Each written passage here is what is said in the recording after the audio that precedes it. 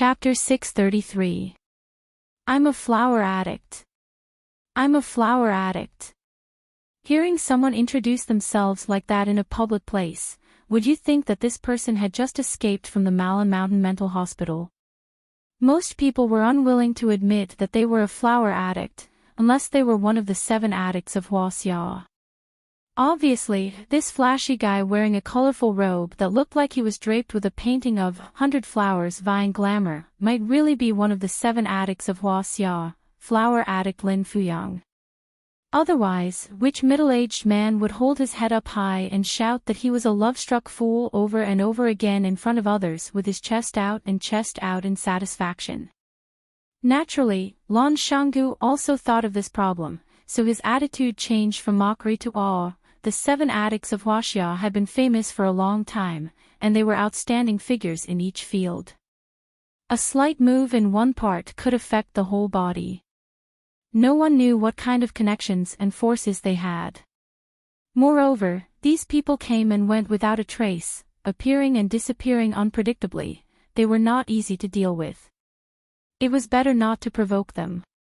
Only fools would fight with lunatics. Who would be willing to be such a fool? Is it senior flower addict Lin Fuyang? Lan Shanggu felt that the Lan family was very unlucky tonight. First, Lan Tingyue was beaten up by him, then Lan Shonua was ruthlessly ridiculed by him. Now it was his turn to stand up and accept punishment. Whether it was the music addict or the martial addict, they were both important guests of his Blue Mountain Club. As the owner of this club, he had the responsibility and obligation to treat these 2 masters, a master and a big milk, well. Lan Shanggu regretted in his heart. If he had known earlier, he would not have invited Fang Yan and Lu Shu to his Blue Mountain Club for a small gathering. Not only did he eat and use his own things, but he also had trouble knocking on his door. Of course, Lan Shanggu would never admit that he had taken the initiative to provoke and use others to establish his authority, such an immoral idea. It's me. The flower addict Master Lin was a little impatient. He stared at Lan Shanggu unkindly and said, I say, are you done asking? I'm done. Lan Shanggu opened his mouth and laughed, revealing 2 rows of neat little white teeth. He took the initiative to extend his hand to Lin Fuyang and said, Senior flower addict, your presence brings light to our humble Blue Mountain Club. I'm the owner of the Blue Mountain Club, Lan Gulu. I've admired Senior flower addict for a long time. Senior flower addict, I happen to have obtained a bag of good tea from my place. May I have the honor to invite you to my place for a cup of tea? You don't have the honor. Lin Fuyang rejected Lan Shan Valley's invitation without hesitation. He didn't even bother to shake hands with him. Where's Le Qi? I want to see Le Qi, music addict. Lan Shanggu stole a glance at Fang Yan, who was standing at the side. What he meant was, look, someone is here to look for your old lover again. You brought this trouble upon yourself. What music addict? Senior flower addict, I don't understand what you're saying. Music addict, one of the 7 addicts of Huaxia, the music addict, Shueyun, who is obsessed with music. I just heard her playing in the distant Green River Valley. It's in this direction. Hurry up and ask Shueyun to come out and see me. Lan Shanggu said with a sincere smile, Senior flower addict, I've long heard the name of Senior Le Qi, but I've never met her. This sentence was true, because Le Qi didn't even give him a chance to meet her. When saying this, Lan Shanggu glanced at Fang Yan with hidden bitterness. Fang Yan squinted his eyes and smiled, but didn't say anything. Before understanding the intentions of the flower addict, he was more willing to be a bystander. I don't know Mr. Le Qi, so I naturally can't ask her to come out. After a pause, Lan Shanggu continued, besides, even if I know Mr. Le Qi, she's the same as Senior flower addict, an honored guest of my Blue Mountain Club. How can I casually ask her to come out and see others? If Senior flower addict comes to our club and someone wants to see you, I can't easily ask you to come out and see others. Senior flower addict, don't you think so? A person should have a conscience. The flower addict didn't seem to have a good temper. He said angrily, I'm not asking her to come out and see others, I'm asking her to come out and see me. Senior flower addict, you're also a person. I've been friends with the flower addict for many years, it's naturally not a problem for her to see me. The flower addict raised his foot and rushed inside. Lan Shanggu hurriedly blocked his way. Senior flower addict, don't be impulsive, you're making things very difficult for me. Get out of my way. The flower addict Lin Fuyang shouted. The smile on Lan Shanggu's face disappeared, and his expression became gloomy. He said, Senior flower addict, are you preparing to bully a junior? The flower addict didn't take Lan Shanggu seriously at all. He rushed straight to the center of the courtyard, glanced at the surrounding rooms, and shouted loudly, Lu Shuiyun, come out, I heard your flute. An old friend has come from afar, don't you want to see me? No one answered. All the doors of the rooms were tightly shut. There was no movement at all. Lu Shuiyun, you can't hide. As the flower addict spoke, he used his nose to sniff the air.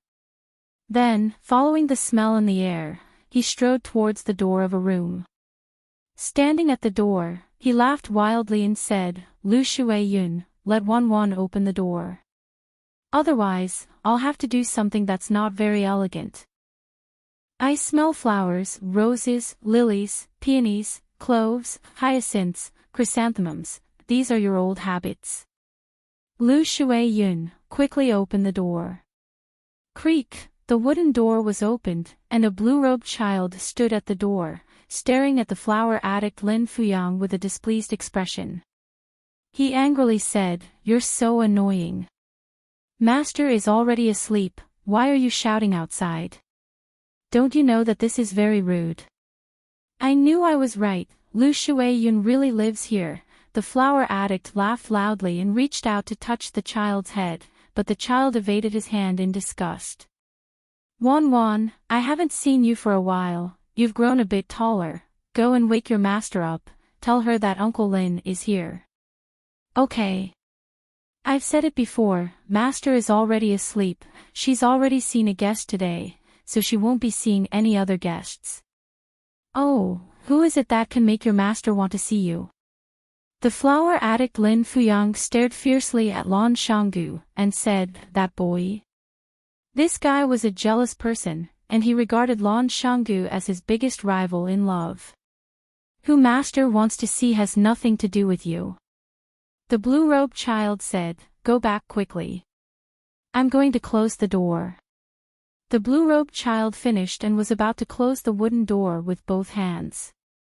Pa, the flower addict Lin Fuyang put his hands on the door, not letting the child close it. He angrily shouted at the music addict in the room, Lu Shuiyun, you're too cruel. We're old friends, and you don't even give us a chance to see each other. Do you really want to be so cruel? Let go of me. The blue-robed child desperately tried to close the wooden door, but no matter how hard he tried, he couldn't do it. How could he compete with Lin Fuyang, who was tall and strong at such a young age? Lan Shanggu's heart ached when he saw the little girl's small face turn red, and the fine beads of sweat on her forehead. He said, Senior flower addict, since Mr. Music Addict is already asleep, why don't you come back tomorrow? After all, it's not polite to disturb a lady's rest in the middle of the night. The flower addict turned around and stared at Lan Shanggu, and said with a displeased expression, You, get out of my way. Lan Shanggu grinned and said, You see, you've insulted me again, I'll remember it all. So what if you remember it? Lin Fuyang's face was full of disdain, and very arrogantly glanced at Lan Shanggu, and said, Are you going to beat me up? Ha ha ha, Lan Shanggu was amused by the flower addict Lin Fuyang's words, and said, You're the flower addict of Huaxia's 7 addicts, how could I beat you up? I have the heart, but I don't have the guts. Lin Fuyang snorted coldly and shouted at Lu Qi again, Shuiyun, you know me. If you don't come out, I won't leave tonight. We'll meet again when you come out. If you are willing to stay in this house for a year and a half, I will stand guard outside this door for half a year and a half. Pucci, Lan Shanggu couldn't help but laugh out loud. The love-struck fool, Lin Fuyang, was very unhappy. He angrily shouted, "Brat, what are you laughing at?" "I'm laughing at Senior Flower Addict's words." Lan Shanggu laughed so hard that he couldn't breathe. Mr. Liqi has been living in this house for a year and a half, so of course he has food and drinks. If Senior Flower Addict were to guard this door for a year or so, I'm afraid that she would starve into a dried corpse without food and water, right? You bastard! The flower addict was enraged by Lan Guanju's words and shouted, "Get lost. This is the third time you've insulted me. I'll remember it." Lan Shanggu looked at the love-struck fool and said, "So what?" The flower addict didn't see Lan Guanju as an opponent of the same level. She once again shouted at Liqi, "Shueyun, if you don't say anything, you'll what?"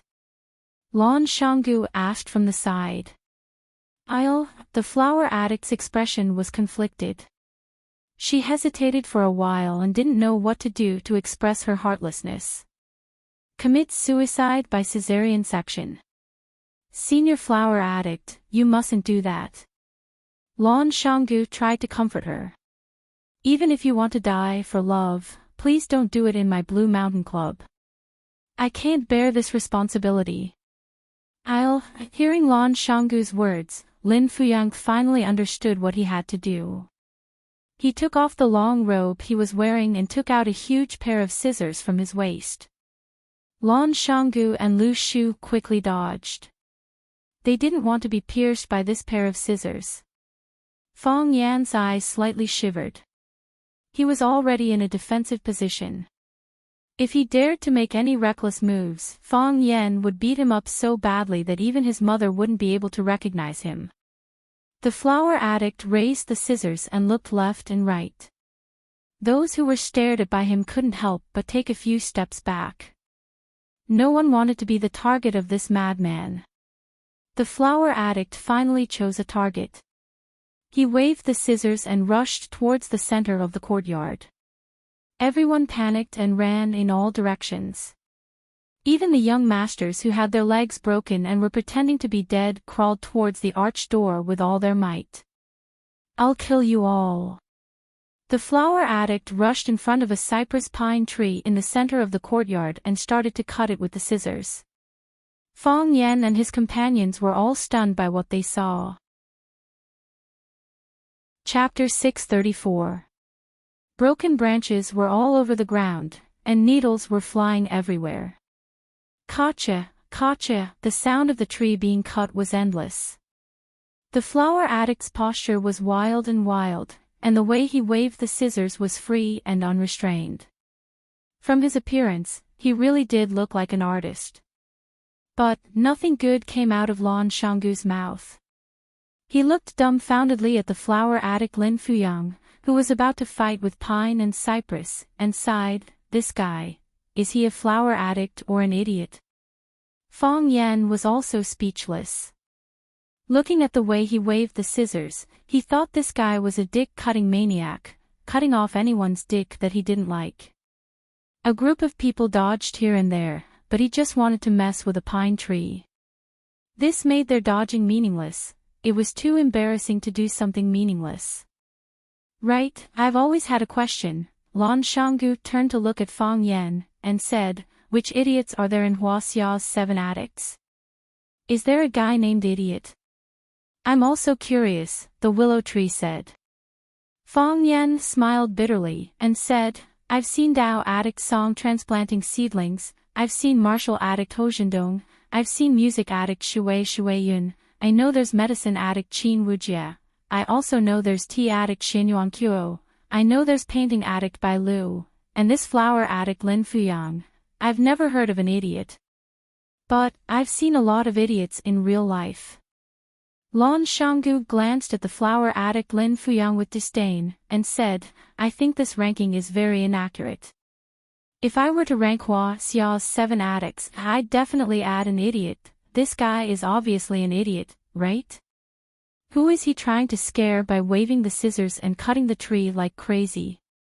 If men are all like him when it comes to picking up girls, I'm afraid those women would rather like their own kind than any other man. Maybe there's a surprise.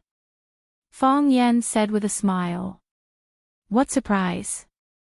Lan Shanggu didn't like flower addict Lin Fuyang, so when he talked about him, he naturally had a mocking tone.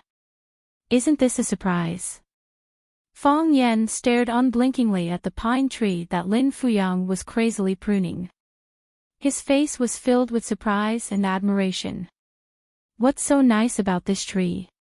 Lan Shanggu noticed Fang Yan's strange expression and looked over as well. He didn't find anything special. He took a closer look and realized that something was amiss. When he looked at it for the 3rd time, he finally knew what was wrong. He had actually cut the pine tree into the shape of a human, an outstanding and beautiful woman. There was a faint smile on her face. Her appearance was gentle, but there was an unapproachable arrogance in her bones. It was so clear, as if he could touch it. Logically speaking, floral art and gardening were only similar in form or spirit. It was impossible for you to see specific things like eyes, mouth, eyebrows, and so on. However, you can feel their existence from the works of the anthomaniac. It was no longer a work of art. It was a real person. A person with spirit and flesh. What's going on? Lan Shanggu asked in surprise. Am I the only one who saw a beauty? He cut the tree into a beauty. That's Luqi, Fang Yan said with infinite admiration. He had seen Luqi before and knew how similar the expression and temperament of the person under Flower Addict's hands were. Only when he remembered a person in his heart could he easily show her. He gave her soul, flesh, and everything beautiful in the world. The Luqi under Flower Addict's hands was very similar to a real person, but even more beautiful. For example, Luqi's slightly raised head arrogantly. This kind of thing was hidden deep in his bones. However, he had skillfully dug it out and displayed it incisively and vividly. Flower Addict was indeed a flower addict. I didn't know Mr. Luqi was so beautiful. Lan Shanggu looked at Luqi's appearance obsessively. He couldn't see the real person in real life, so it was good to see it artificially. I thought it was an old man. However, isn't this flower addict a bit too powerful? With just a pair of scissors in his hand, he could turn an ordinary tree into the appearance of the woman he likes. Such a peerless skill of picking up girls is unstoppable. Who can compete with him? There are 4 realms of flower art. The first is form resemblance, which only takes the form. The second is spirit resemblance, which has both form and spirit. The third is ghost acts, which can only be obtained by a great master. The fourth is divine craft, which is rare in the world, like a god descending to earth. I have learned flower art for more than 10 years, but I only reached the level of spirit resemblance. And this is my best performance. Fang Yan said with a sigh. What about him? Lan Shanggu pointed at flower addict Lin Fuyang, who was still doing the last bit of trimming, and said, which realm is flower addict at? Because he had seen flower addict's ability, Lan Shanggu's attitude towards him was much more respectful. He didn't choose any special materials, just a pair of scissors as a tool. He casually trimmed a pine tree in the yard, and the work he produced was already in the ghost axe realm. This is a rare genius in the flower art world. He truly deserves the title of flower addict. Fang Yan pointed at the pine tree in front of flower addict Lin Fuyang, and said, a music addict cut by flower addict. This scene can become the treasure of your Blue Mountain Club, and ensure that your Blue Mountain Club will not decline for 100 years. Lan Shanggu thought about it, and also became happy. That's right, Flower Addict used the pine tree in his Blue Mountain Club to cut a music addict. Then, according to the property law, this music addict naturally belonged to him. If this matter was accidentally spread, wouldn't it attract countless celebrities in watching, and even guests from all over the country to come and watch? At that time, his Blue Mountain Club would be crowded, and because of this music addict, his Blue Mountain Club would complete an upgrade, and become the top club in the world. But soon, Lan Shanggu couldn't be happy anymore. Because he thought of an extremely serious problem. He looked at Fang Yen, and said, "The pine tree will grow." Fang Yen nodded, and said, "Yes. As long as it is still alive, it will continue to grow. If it continues to grow, then this music addict, will it grow to nothing? That's for sure." Fang Yen nodded. The respectability of gardening also lies in its changes. As long as it is a living gardening, it will change according to the 4 seasons, so it's normal for the music addict to disappear. But don't worry, even if the music addict is gone, the story of the flower addict and the music addict will still exist.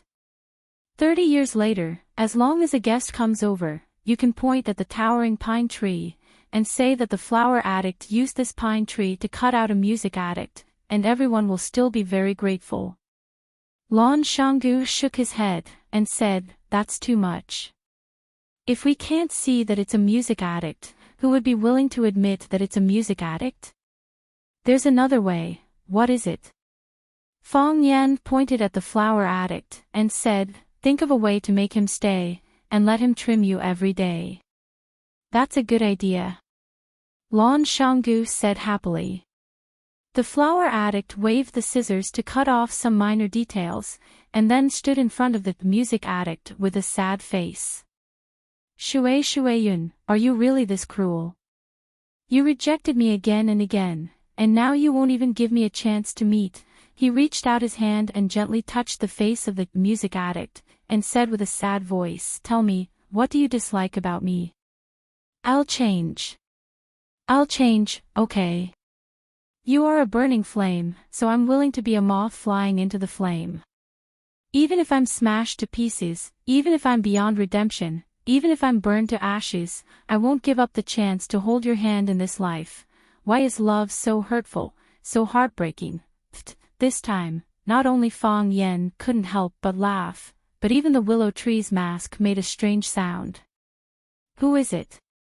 Which bastard is laughing? The flower addict was so angry that he roared at Fang Yen and Lan Shanggu. This time, Lan Shanggu was able to hold back his laughter. He stared at Fang Yen and the willow tree with righteous indignation, as if he was ashamed to be associated with them, and said, "Senior flower addict is deeply in love with senior music addict. Even a stone-hearted person would be moved by this scene. I just don't understand. At such a sad moment, how can you still laugh?"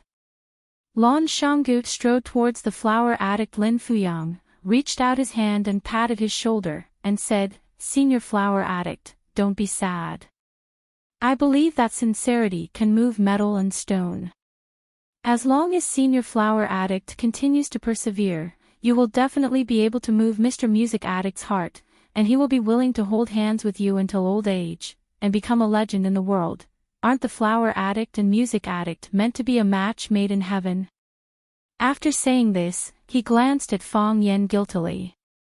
He didn't know what the relationship between them was. Would he be angry at what he said? The flower addict Lin Fuyang nodded repeatedly, and said, "Yes, yes. I am the flower addict, she is the music addict. She likes flowers, I also like flowers, we should be a good couple. You just said that you are willing to guard the door of this room. Whenever Mr. Music Addict comes out, then you will meet again.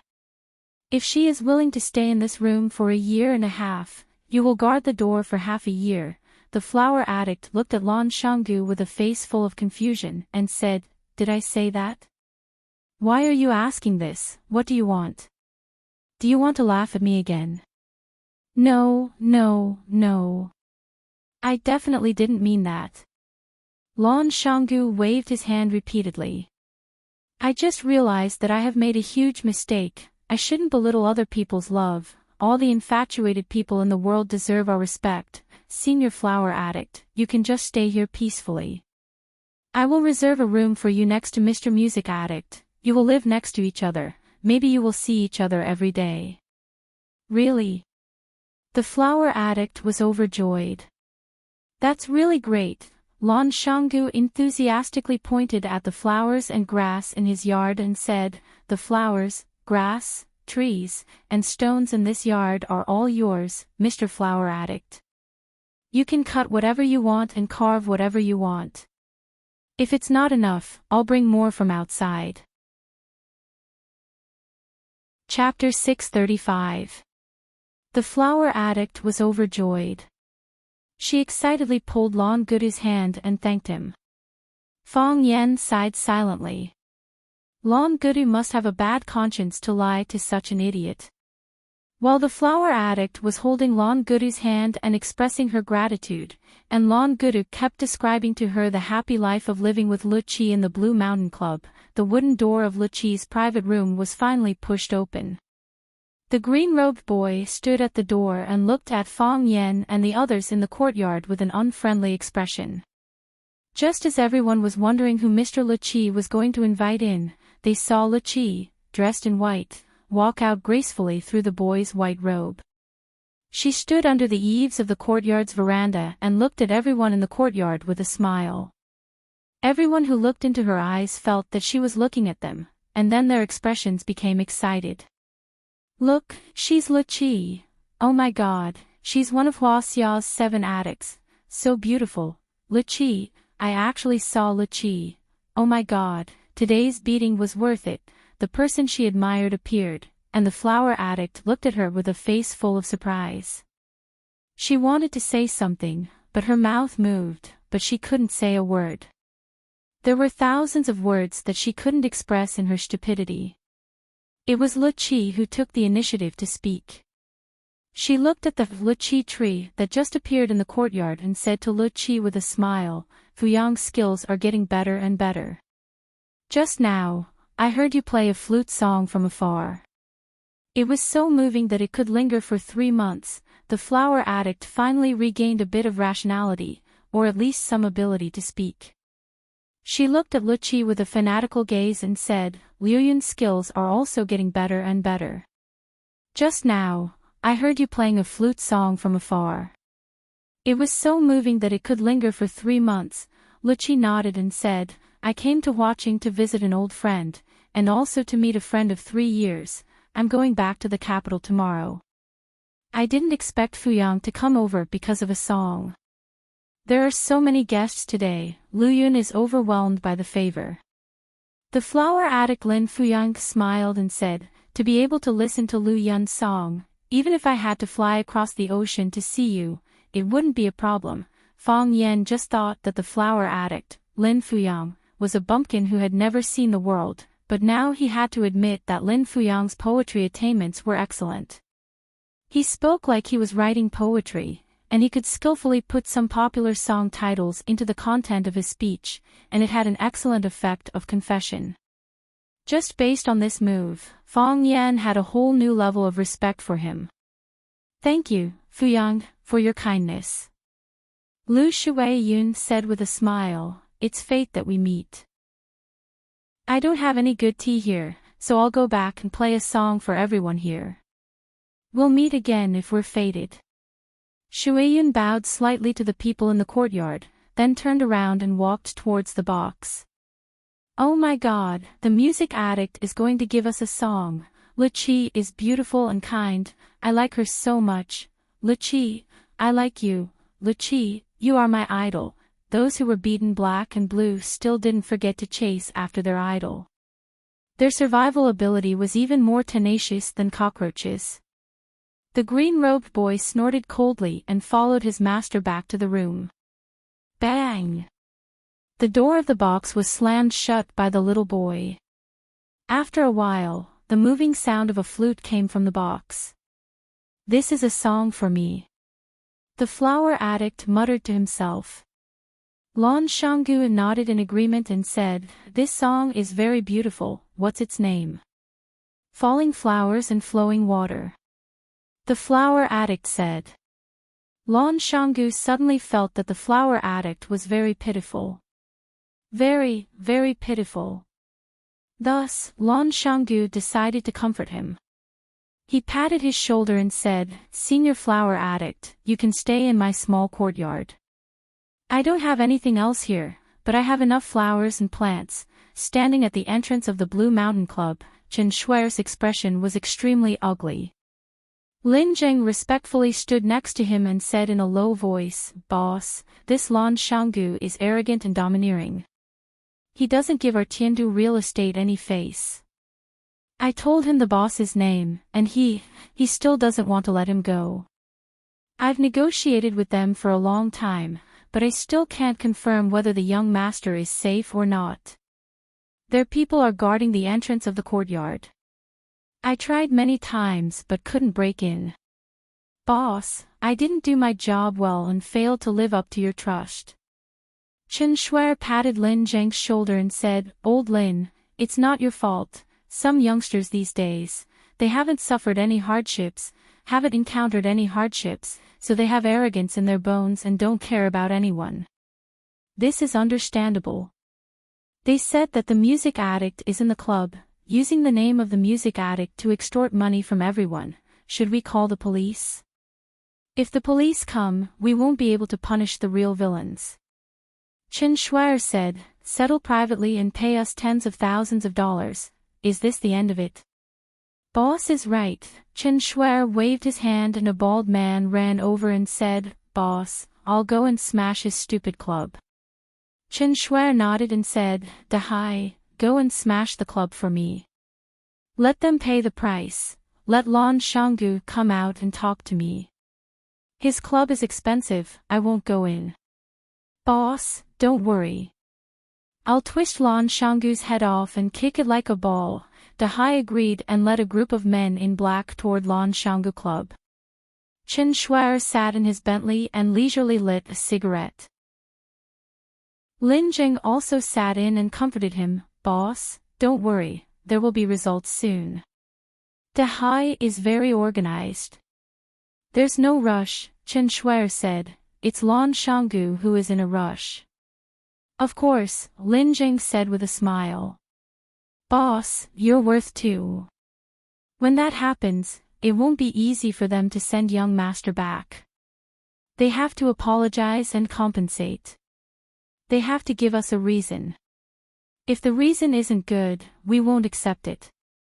"That's true," Chen Shuai said with a smile. "It's easy to invite a god in but hard to send him away.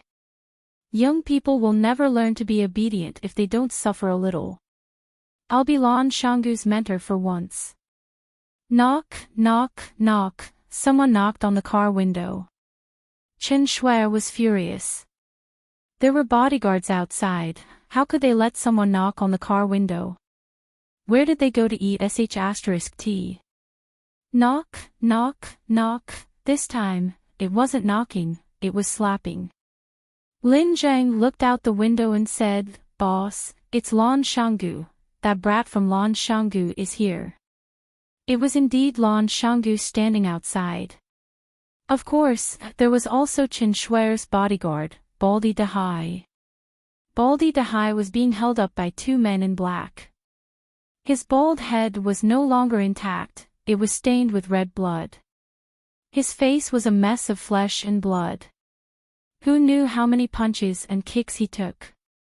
Lin Zheng opened the car door and got out, then stood guard by the door. Chen Shuai then got out of the Bentley. He glanced at Baldy Dahai and sighed that he wasn't careful enough and fell for this brat's trick. Looking at the two bodyguards lying on the ground, he cursed them for being idiots. They kept bragging about being the top fighter of the international mercenary group, the best soldier in the world, but in less than 3 minutes, they were beaten up and dragged back. Lan Shanggu laughed as he looked at Chen Shuai and said, "Boss Chen, these are your people, right?" Chen Shuai stared at Lan Shanggu and said, "That's right." "As long as they're not," Lan Shanggu laughed and said, "I'll bring them to you." Lan Shanggu waved his hand and said, "Hand them over to Boss Chen." And so, the men in black let go at the same time. The bodyguards that went in with Baldy Dahai immediately went limp and fell to the ground. This kind of behavior was undoubtedly a ruthless slap on Chen Shuer's face. He felt his face burning with pain. Boss Chen, I've brought them to you. You have a lot of work to do. I won't disturb your work anymore, Lan Shanggu laughed and said. Goodbye. Saying that, he turned around and walked towards the Blue Mountain Club. Lan Shanggu, Chen Shuer shouted. Lan Shanggu turned around, smiled and asked, Boss Chen, is there anything else? You imprisoned my son, Chen Guijing, beat up my bodyguards, and you're leaving just like that? Chen Shuer coldly asked. Oh. So Chen Guijing is Boss Chen's son. I just found out, Lan Shanggu laughed and said. Boss Chen, you came at the right time. I have something to discuss with you. Today, my Blue Mountain Club had a guest. Your son, Chen Guijing, ran over and insulted and kicked the door. My guest was very angry, and I lost face as well. Originally, I was going to call the police and send those hooligans to the police station for a few days. But a bunch of uncles kept apologizing to me and said that it wouldn't happen again. I had to give them face. What did Boss Chen say? Isn't the guest you're talking about Lu Qi? Others might be afraid of the man behind Lu Qi, but I, Chen Shuer, really don't care about her. My son bullied her, so what? Lan Shanggu, let me give you a piece of advice. Don't go overboard. If you go too far, don't blame us for disregarding our image and taking action against you. A junior, Grandpa Lan is a smart man. Why don't you give him a call and ask for his opinion? I'm also the man behind Lu Qi, one of them. Fang Yan smiled as he walked out from the shadows and said, I don't feel comfortable hearing someone bully my woman. Chen Shuer, others might be afraid of the power of the Chen family in Tiandu, but I, Fang Yan, really don't care about you. I bullied you today, so what? Chapter 636. Chen Shuer had many investment projects in Huaqing, so he spent a lot of time in Huaqing. However, overnight, he realized that he didn't understand the young people in Huaqing anymore. The once glorious four beauties of Huaqing were either disfigured or sent to prison. They had long become a topic of conversation and a joke in the eyes of countless people. Lan Gu broke both his arms and left the Lan family, becoming rootless duckweed. Because of this, when Chen Shuer heard that his son, Chen Guijing, had a conflict with Lan Gu, he only sent a lawyer over to deal with it. He thought that as long as the lawyer mentioned the name of the Qin family in Tiandu, Lan Gu's only choice would be to lower their heads and admit their mistake. They would then respectfully send Chen Guijing out. He would be magnanimous and punish them a little. What else could he do to them? No matter how useless Lan Gu was, he was still a descendant of the Lan family. He couldn't defend the Lan family too much, right? Chen Shuer was attending a small private gathering when he received a call from the lawyer, Lin Zhang. Lin Zhang was in a bad mood. He said that Lan Gu's attitude was bad and they weren't willing to let him go. Chen Shuer thought about it and decided to make a trip himself. No matter how busy his business was or how important his connections were, he had to be extra careful when it came to his son. He had already thought about it on the way here. First, he would let Baldy Big C and his men destroy the Blue Mountain Club from the inside out. Then, he would let Lan Shanggu come over to apologize personally. That was exactly what he did. But wasn't the ending a little too quick? Chen Shuer knew of Fang Yan. Anyone who had reached a certain level would know of his existence. Even if they didn't like him, who could easily ignore him? He was the major shareholder of Chaoyan Technology. He was on good terms with Lan Gu's Lu Shu. He was sworn brothers with Du Qing of Qingyun Group. Such a person was still very powerful in Huaqing. However, he had offended some big shots in Yanjing and was being suppressed everywhere. His life wasn't good. Now that Fang Yan had stepped forward and acted as if he was going to bully Chen Shuer on behalf of Lu Qi, Chen Shuer's anger soared. For decades, no one had ever dared to point at Chen Shuer's nose and say, "So what if I want to bully you?" Fang Yan. Chen Shuer's voice was low. He was trying hard to suppress the anger that was about to erupt. "Aren't you afraid of biting your tongue? How dare you little brats talk to me like this?" Fang Yan squinted his eyes and smiled. He pointed at Langu Valley and said to Chen Shuer, "This guy has been discriminated against for a long time. Tonight, he suddenly wanted to find someone to show off his power. After thinking about it, he thought of your son. So, he picked up a wooden stick and gave it a good beating. Your son is now lying on the grass in the yard, pretending to be dead. Even if someone stepped on his face, he wouldn't dare to move." "Fang Yan, don't go too far, how could that be?" Fang Yan said with a smile. "You, the bold bodyguard, wanted to smash the club, but before he could do anything, he was beaten to death by the hidden troops in the Orchid Valley. How bad can he be? He planned it and was waiting for you to come.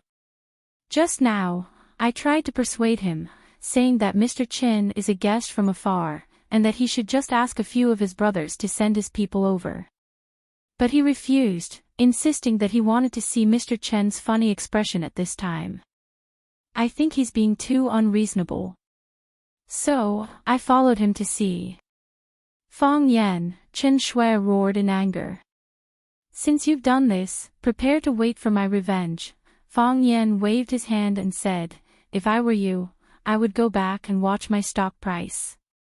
"What do you mean?" "When Nasdaq opens, Chaoyan Technology will buy Tiandu real estate stock price. It may also be a malicious suppression."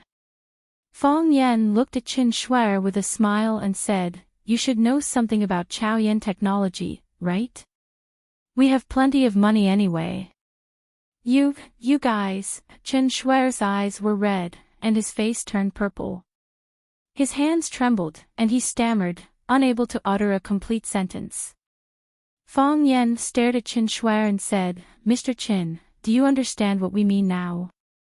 What do you guys want?" Lin Jing finally reacted. This was a big conspiracy, a big conspiracy. These bastards, they set up trap after trap, and only now did they reveal their fierce fangs. They wanted to suck blood. They used Chen Guijing as a bait to lure out Chen Shuer, the big shot behind the scenes. What did they want? "Don't even think about touching Longtu," Fang Yan said coldly. "Longtu belongs to Lu Chaoga. No one can take it away." "How do you know?" Chen Shuer stared at Fang Yan in horror and asked. "It's not convenient for the Ren family to make a move, so they asked the Qin family, who have been on good terms with them for generations. You and your father have been so happy in watching recently, hiring a lawyer to help Jiang Zhulu reverse the verdict, and frequently meeting with Jiang Zhulio's mother, Ren Jin. If you say your goal isn't for Longtu Group, at least I won't believe it." "What?" Even Grandpa Ren, who called his son-in-law a scalper and a dog, can't sit still. Seeing such a big piece of fat meat, even if it's the property of his daughter and grandson, he won't hesitate to snatch it. But he's worried about his face, so he threw you, Chen Shuer, out as a cover. Am I right? Chen Shuer pointed at Fang Yan and couldn't say anything for a long time. This handsome young man was even scarier than they had imagined. Lan Shanggu looked at Chen Shuer with a smile and said, "Fortunately, Tinghua praised Chen Guijing in front of me a few times, saying that he's a good friend, so I was curious to find out about his background.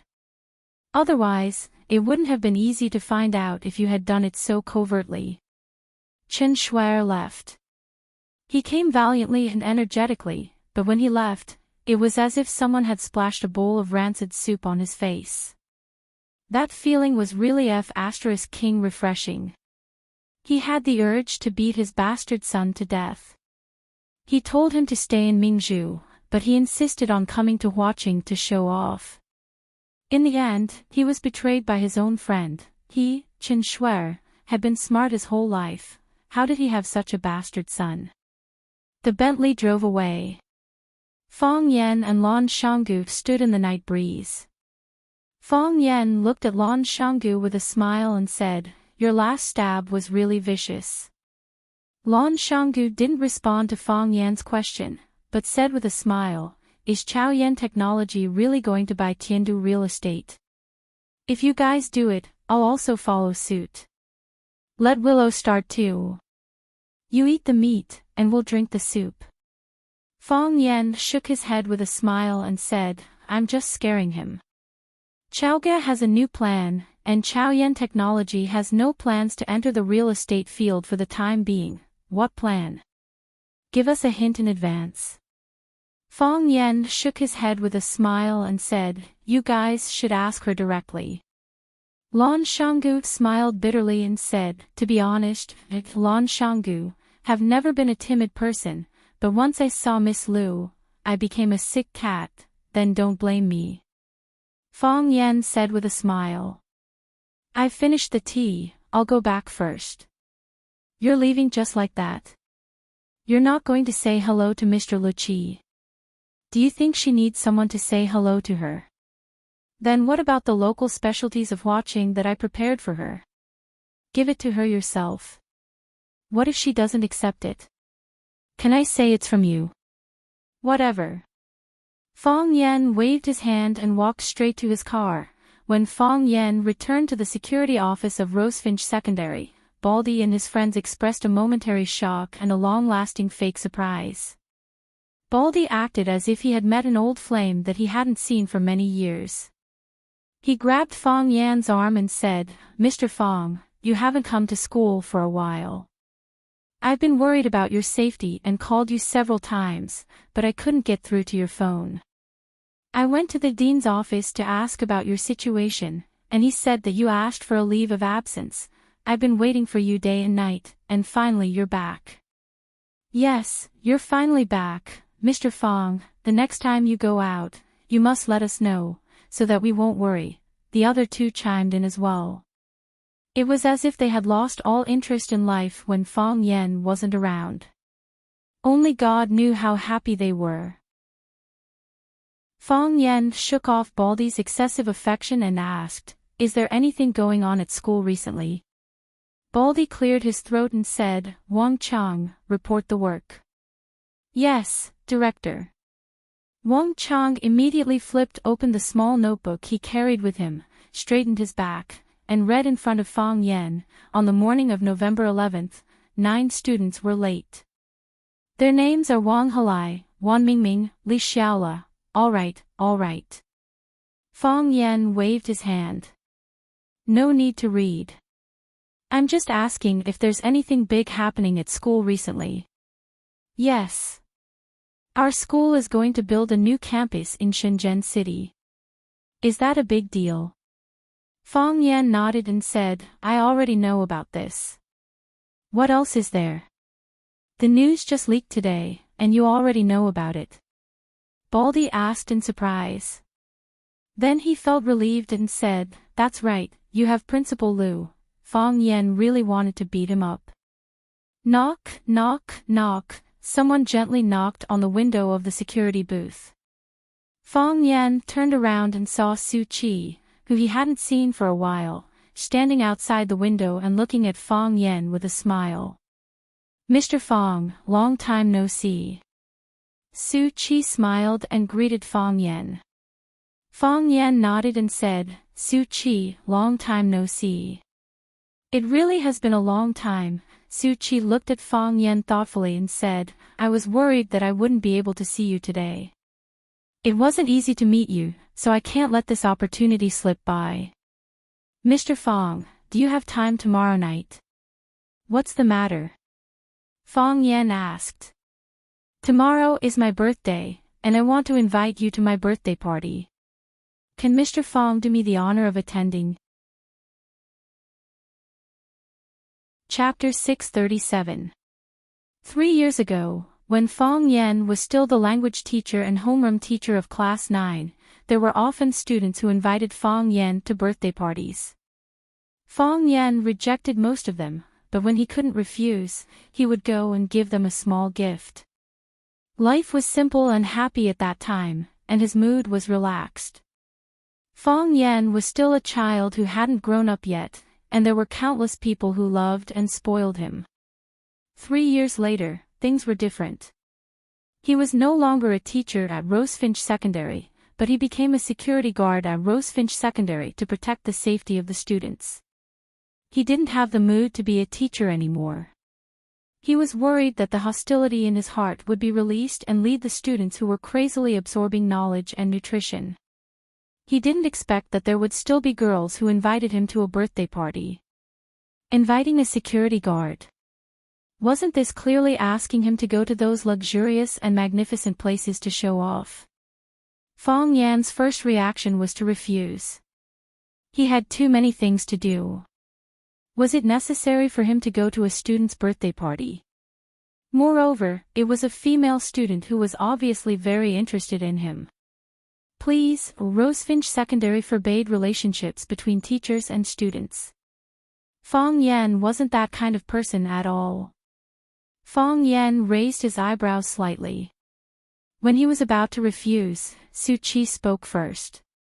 She was still smiling as she looked at Fong Yan sincerely and said, "Mr. Fong, if you could come, it would be the best birthday present I've received." This sentence was too destructive. It immediately blocked the words that Fong Yan was about to say. Your coming is the best present she's received. Can you bear not to give someone a present on their birthday? Can you bear to ruin someone's happy mood? I'm free tomorrow too.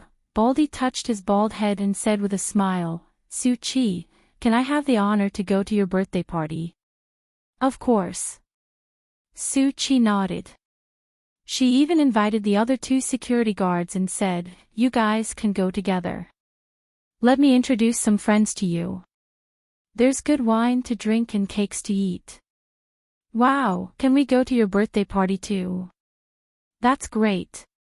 Tomorrow, I'm going to wear the new suit I bought during the new year. Fong Yan hadn't agreed yet, but the other 3 had already accepted.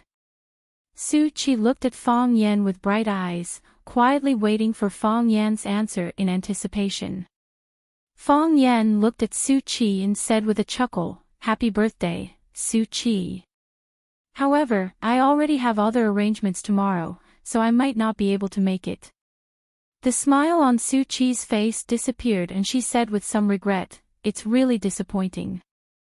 Mr. Fong, though you have already refused me, I still hope that you will go, because there is someone who wishes to see you. Who? Fong Yan asked curiously. I should have told you. Su Qi smiled slyly and said, but you rejected me just now, which made me very sad. So, I'm not going to tell you. You'll know when you see for yourself. In other words, if you don't go tomorrow, you'll never know who the person who wishes to see you is. Everyone is curious. You must be very curious right now, right? Fong Yan looked at Su Qi helplessly and said, if I really don't go, won't you ruin someone else's business? I don't care. Su Qi said matter-of-factly. I'm injured, can't I throw a tantrum? That's for women. She took out a few invitations from her bag and placed them on the only wooden table in the security booth. She said, there's an address on the invitations. I'm looking forward to your coming. After that, the girl skipped away. Baldy looked at Fong Yan with a sad face and said, Mr. Fong, Su Qi has good intentions. Why didn't you agree? Fong Yan looked at Baldy with a smile and said, what? She bought you over just because she invited you to a concert. Hey, am I that kind of person? Baldy said with a wave of his hand. He then asked Fong Yan in a low voice, when will Arasima come to watching to hold a concert again? I don't know about that, Fong Yan said. I haven't contacted them for a long time. Fong Yan hadn't contacted the 2 girls, Jiang Qin and Yuan Lin, recently.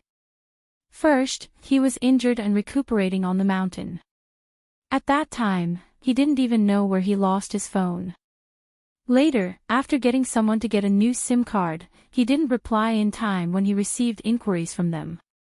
With the promotion of Summer's resources, the two girls became more and more popular and were liked by more and more people. Every time Fang Yan opened the newspaper, he could see all kinds of information about them. They said that Jiang Qin was in a relationship with a male celebrity, that Yuan Lin and Jiang Qin were lesbians, that Jiang Qin was going to enter the film industry again, and that Arasima was going to disband. All kinds of rumors made people dizzy. Fang Yan laughed at such rumors. He knew that Jiang Qin and Yuan Lin had a very good relationship. They were good in the past, and they would be good in the future. Moreover, even if they had a conflict, Summer would solve it well. She was a smart woman. Baldy's face was full of regret.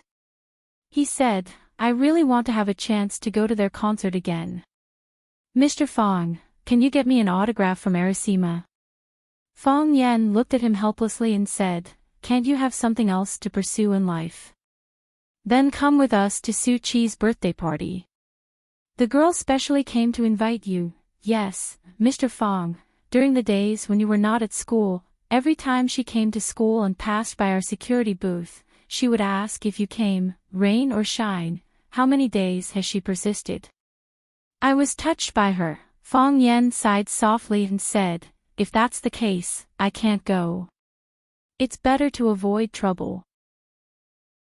After school in the afternoon, Fang Yan didn't rush back to Lu Chaoga's villa, but walked to the area inside the school.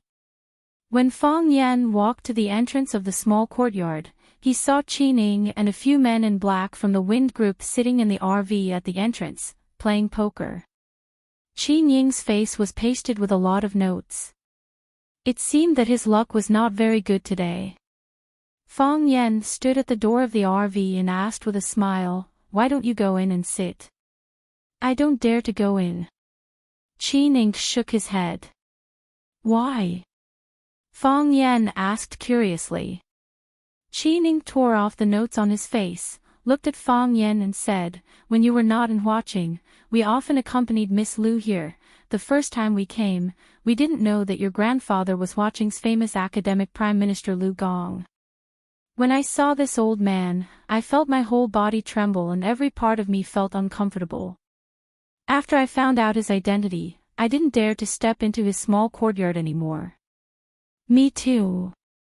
Maybe it's because I didn't study well when I was young. When your grandfather glanced at me, my whole body would tremble, as if I had done something wrong. It's better not to let us go in and suffer. We'd rather play poker in the RV comfortably." Fang Yan patted the car door and said, "All right, I'll bring you some food later." "No need. We brought our own food." Qi Ning refused. Fang Yan shook his head and said, "How can that be? When you come to my grandparents' house, you're my guests. How can you let your guests eat canned food and beef jerky?" Qi Ning laughed and said, "All right, if there's any extra, you can bring us a plate. We can also improve our lives." "No problem." Fang Yan chatted with the young people for a while before stepping into the courtyard. Lu Gong was watching the afternoon news in the living room. When he saw Fang Yan come in, he only snorted coldly. He didn't even look at him. Fang Yan smiled awkwardly and said, "Grandpa, are you watching the news?" Lu Gong's face was gloomy and he didn't respond to Fang Yan. Fang Yan's grandmother heard the noise and walked out of the kitchen.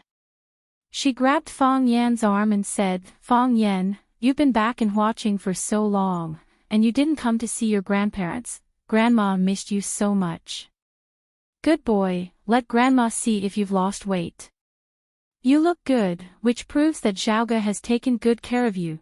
"Grandma, I'm sorry." Fang Yan said these words with difficulty. Facing his closest family, he had 1,000 words in his heart, but he didn't know how to express them. "Silly boy, what have you done to me?" Grandma held Fong Yan's hand tightly and said, I know you're in a bad mood, so I didn't call you. Let bygones be bygones. You have to be good in the future. As she spoke, Grandma's eyes turned red and she said, You're the only one your mom can rely on. You have to be careful. Lu Gong was infuriated. He slapped the table and shouted, What are you crying for? Isn't he still alive and well? Grandma was also angry and said, You old man, when Fong Yan didn't come, you sighed every day and hinted to me to call him and ask him to come over for dinner. Now that Fong Yan is here, you put on a sour face and don't say anything. What do you mean? Why are you slapping the table?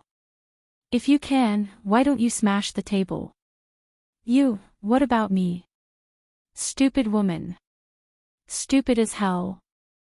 Oh, you're saying I'm stupid now that you're old.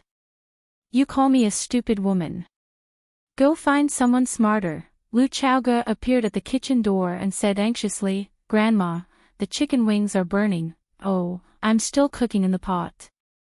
Fong Yan, take a seat first. Ignore that old man. As he spoke, he jogged into the kitchen. Lu Chaoge gave Fong Yan a look, telling him that the situation was dangerous and that he should be careful. Lu Gong gave Fong Yan a sharp look and said, Come upstairs with me. Fong Yan felt a headache coming on. As soon as he entered his grandfather's study, he would inevitably be reprimanded and lectured. Chapter 638. Lu Gong entered the study, walked straight to his big mahogany chair and sat down. The sofa in Lu Gong's house was made of wood, the chair was made of wood, and most of the furniture was made of wood as well. His aesthetic was exactly the same as his character. Square, dignified, and simple. If he could straighten his back, he would never lie down. Lu Gong glanced at Fong Yan standing in front of him, pressed his raised palm down, and said softly, Sit down. Fong Yan, who was pretending to be a wronged wife, suddenly raised his head and looked at Lu Gong in disbelief. What was going on? Why did the scene suddenly change? According to the old routine, Grandpa should have slowly brewed a pot of tea and let Fong Yan cool for a while before snorting and shouting, Do you know what you did wrong? Since when did the domineering CEO start to walk the path of a romantic lead? He told you to sit down. Lu Gong saw Fong Yan's expression and naturally knew what he was thinking. His tone was a little unnatural. Fong Yan hurriedly sat down. If he didn't look for trouble, he wouldn't take the initiative to look for trouble. Otherwise, wouldn't he be born to be a bitch? Lu Gong looked at Fong Yan and said, You have hatred in your heart. Fong Yan was shocked again and said, Grandpa, you saw that too. Lu Gong patted an ancient book in front of him and said, Tsingguapan wrote, Ice Mirror, to teach people the art of judging people. Get rid of the grain and turn it into chaff, the marrow remains, the way of God. Mountains don't collapse, only 100 can suppress it, the so-called bones. A person's spirit has 2 eyes, a person's bones have a face. A scholar first looks at the god's bones. Getting straight to the point is the first. You, Fong Yan, have read thousands of books, so you can be considered half a scholar. A scholar first looks at the god's bones. Fong Yan, didn't you show it? No matter how relaxed your smile was, no matter how natural your movements were, your mind was always tense. It's like a treasured sword that can take a person's life at any time. Lu Gong sighed softly and said, In the past, you were happy because you were truly happy. Now, you are happy because you want to hide the unhappiness in your heart. Fong Yan, have you ever been this cautious and reserved when you came to my place before? Grandfather, there is hatred in my heart. Fong Yan could only confess to this old man. If he was so powerful, why didn't he go to the bridge to pick up stalls? You hate your father's murderer. Yes. Fong Yan nodded. I hated myself before too. Hate yourself. Hate what? The child wants to support him, but his parents don't. Or do you hate yourself for not being able to save your father? Both, Fang Yan said in a deep voice.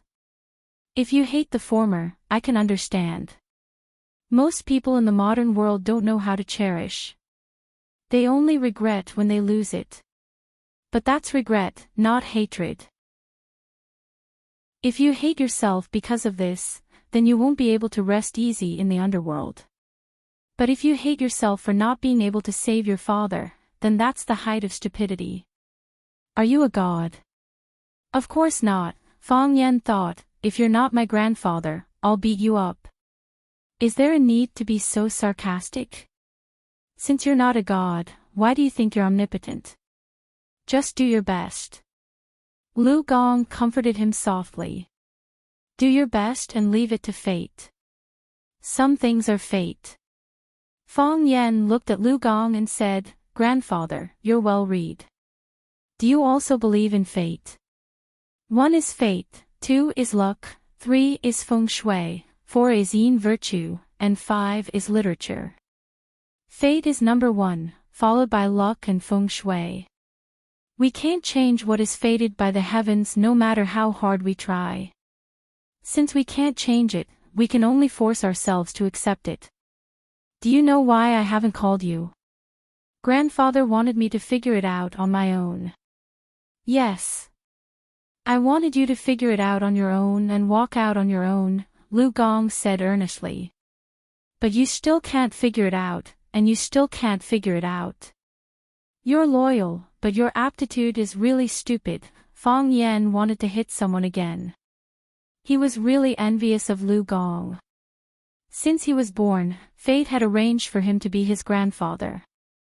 Otherwise, this old man would already be lying on the ground. He didn't want to be a teacher and ran to be a school security guard. Who came up with this stupid idea? It's Baldy, Fang Yan said. Good brother, take the bullet for me. Grandfather won't look for trouble with you anyway. If the old man really does look for trouble with you, it won't be long before you become famous in the education world. I'm helping you. Who's Baldy? You wouldn't know even if I told you. But grandfather, you're right. His idea is really stupid. Professions don't differentiate between high and low. This is the point I've always insisted on. However, you can clearly be an excellent teacher, you can clearly teach more excellent students, but because you can't untie the knot in your heart, you can't get rid of the hostility in your heart, so you can only become a security guard. What does this mean? It means that my aptitude is stupid. Fang Yan learned to be smart. I'll scold myself first, so you can't scold me anymore, right? No, it means that your self-control is extremely poor. An excellent man, a successful man, they can adjust their emotions at any time, so that they can face any difficulties and challenges with the best mental state, whether it's doing business or anything else. They can get twice the result with half the effort. Fang Yan thought seriously and said, Grandfather, I understand. I'll go back and quit my job as a security guard. Ready to go back and be a teacher. Lu Gong's face finally showed a smile. No, I'm going to quit my job at school and focus on my own business. What business? Revenge. After a long silence, Lu Gong said, Fang Yan, I won't persuade you to give up on your hatred. A person who doesn't know how to repay kindness or fight back when insulted is incomplete, but I hope you can live up to the family rules and your conscience. Rising to his feet, Fang Yan bowed deeply to Lu Gong and said, Grandfather, I understand. Lu Gong waved his hand and said, You're dismissed. Otherwise, your grandmother will quarrel with me again and say that I bullied you. Fang Yan smiled obsequiously and said, Grandfather, you're scolding me to teach me a lesson. You don't need to scold other people. Stop flattering me, said Lu Gong. Treat Xiaogo well. What? Fang Yan stared at Lu Gong with wide eyes. The old man had never asked about his feelings. What was wrong with him today? Fang Yan, Yixing's accident happened to coincide with the 3 years you were away. It was Chaoga who stayed by your grandmother's side when she was the most upset. I heard from Qining that Chaoga got into a few accidents. I told her not to come, and I even slammed the door in her face a few times, but she insisted on coming here once a week. Rain or shine. Fang Yan, no matter how big a man's career is or how ambitious he is, he should always leave some space for his family and spare some attention for his woman. Otherwise, how is he different from a beast? Feelings are the most difficult things to bear in life. I hope you can take care of yourself and don't let any harm come to the good girl. Lu Gong stared at Fang Yan sharply and said, I know you're not a heartless person, but if you betray Chaoga, I'll whip you no matter how hard your grandmother tries to stop me. What if she betrays me? Fang Yan said gloomily. What the hell was going on here? Why was he and Lu Chaoga a couple again? You deserve it. By the time Fang Yan and Lu Gong went downstairs, Grandma and Lu Chaoga had already prepared a table full of dishes. Grandma wiped her hands with a towel, then went up to Fang Yan and whispered, Did the old man scold you? No, Fang Yan said with a smile. Grandfather just asked me how I've been and was concerned about my health and my relationship. He couldn't say it in front of you, that stubborn old man, Grandma grinned. He's been stubborn all his life. Don't take anything he says to heart. Is that how you teach your kid? Lu Gong flared up again. He had spent his entire life teaching and educating people, so he liked to put his teaching methods into practice on Fang Yan. But his wife was always spoiling him, and every time, she would ruin the correct outlook on life that he had worked so hard to establish for Fang Yan. Kid. Fang Yan is old enough to get married and have kids, but he's still a kid in your eyes. Don't you always tell me not to be too hard on him when he's still a kid? That's right, I think he's a kid, but you men still think he's a kid. What kind of logic is that? Fang Yan tried to smooth things over and said with a smile, Why are there so many dishes today? Is it done? Can we eat now?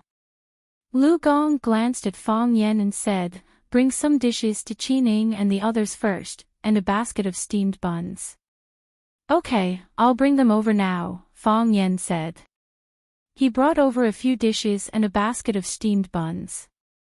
Qining and the others were overjoyed. They loved the home-cooked food made by Fang Yan's grandmother. Come, let's eat too, Grandma said. Lu Gong was in a good mood today, and he even went to the liquor cabinet to get a bottle of Mao Tai. I'll have a glass, and the rest is for Fang Yan. Grandma kept putting food into Fang Yan and Lu Chaoga's bowl, and her face lit up when she saw the young couple eating happily. Fang Yan, Grandma asked Fang Yan. Fang Yan looked up at her. Grandma, what is it? Tell me. I mean, about your marriage with Chaoga. Pfft, Fang Yan spat out the hot chicken soup in his mouth. Chapter 639. The soup is too hot. Fang Yan wiped his mouth with a napkin and said awkwardly. Can't you be more careful when you're eating? Grandma scolded him and got up to wipe the soup off the table from Fang Yan's mouth. All right, I'll stop talking, Fang Yan said with a smile. You can't stop talking. I was just asking you a question. Grandma wouldn't let it go.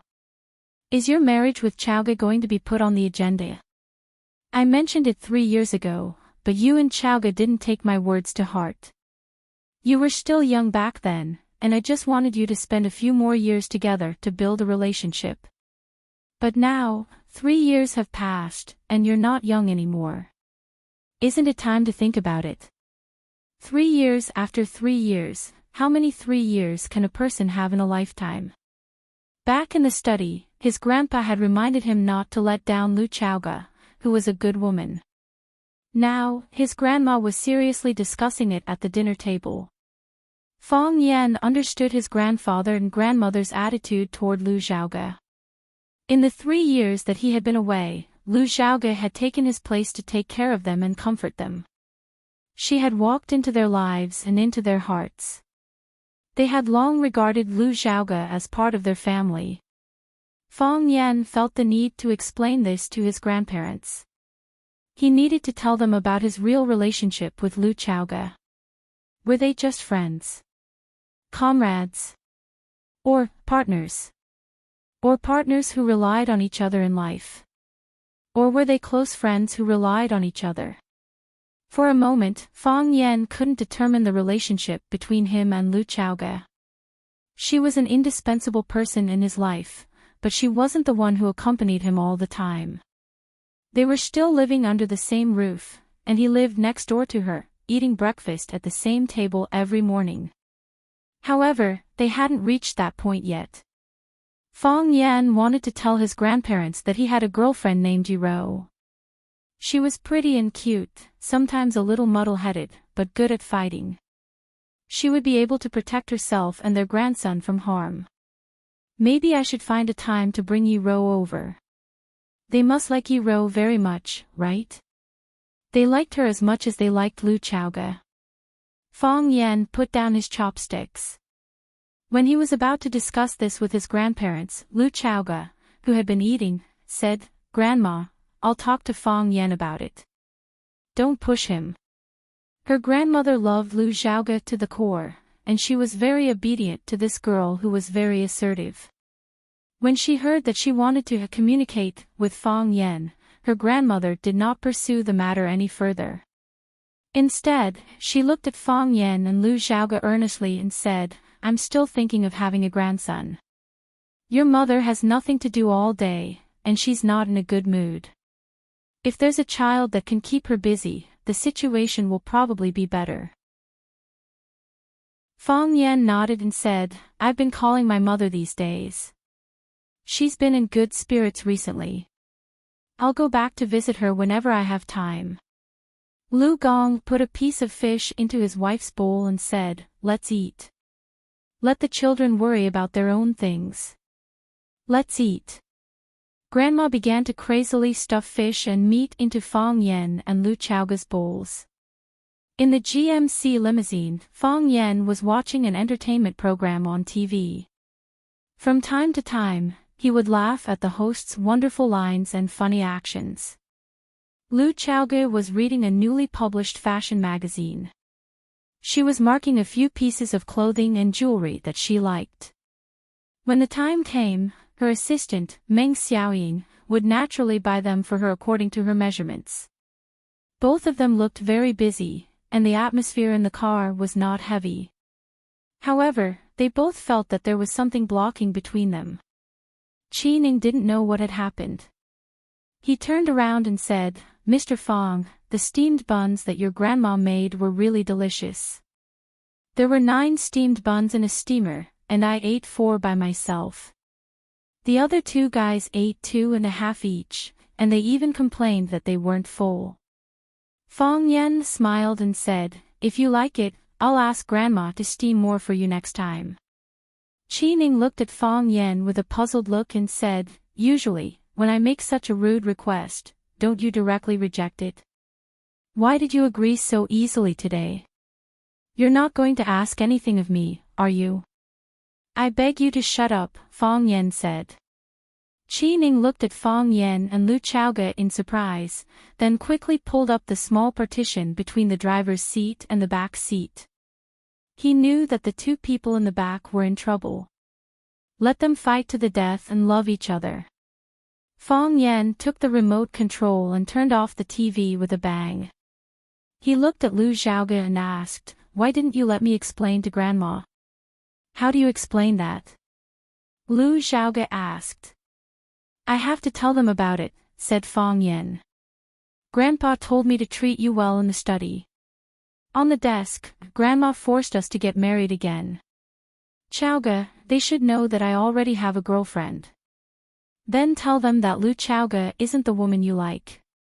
She's just a close friend, a business partner, and a friend of yours." Xiaoge, Fang Yan, being rejected by a man, this is such an embarrassing thing for a woman, Lu Xiaoge said in a sad voice. Even the big boss of Chaoyan Technology, the queen of Little Flame, had the emotional struggles of an ordinary girl.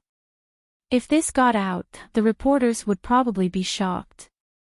I'm sorry, Fang Yan looked at Lu Xiaoge sincerely. I just thought that we shouldn't let this misunderstanding get bigger and bigger. It'll only make things worse for us.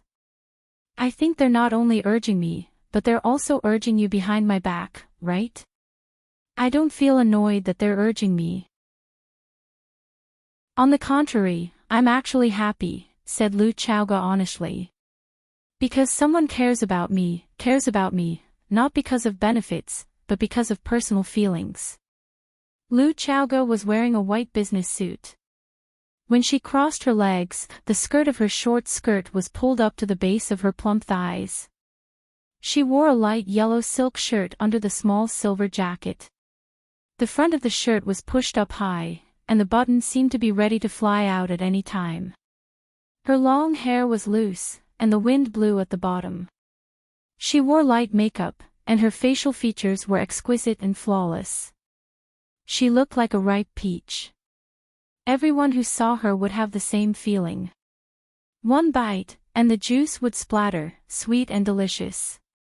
She was already a 31-year-old woman. She had the best years of a woman, and she was at the peak of her career. However, this was also a dangerous stage, because the time between blooming and wilting was too short. Fang Yan, you didn't do me wrong, I'm the one who should be apologizing. Lu Xiaoge didn't avoid Fang Yan's gaze and directly stated the secret in her heart. What you did today was right. You have the right and obligation to tell your grandparents that you have a girlfriend. You should even bring her in front of them for them to see. They are people you care about, and you hope that they can like each other. It's just that I made things difficult for you in the middle. Lu Xiaoge smiled bitterly and said, I know it's wrong, but I don't want to correct it. I'm too selfish. They said that when I wasn't here, you treated them very well. I treated them very well because they treated me better. Lu Xiaoge gently stroked the hair on her forehead, and her palm unconsciously stroked the beauty on the page. She said, after Aunt left, the only family I have in this world is you. I treat you as my family, and subconsciously, I also treat your grandparents as my family. After I found out that your father had an accident, I thought that they must be in a very bad mood, so I wanted to accompany them. No matter what, they are just two poor old people. On the way back, I encountered several ambushes. Although I managed to get through all of them safely, my grandfather still knew about it. He didn't allow me to visit them again. There were even several times when I stood in front of the small courtyard, and the door was tightly shut. No matter how I knocked on the door, no one answered. I still couldn't help but go over. Again and again. In the end, they were finally moved by me, and no longer forced me to leave, and no longer shut the door to prevent me from entering.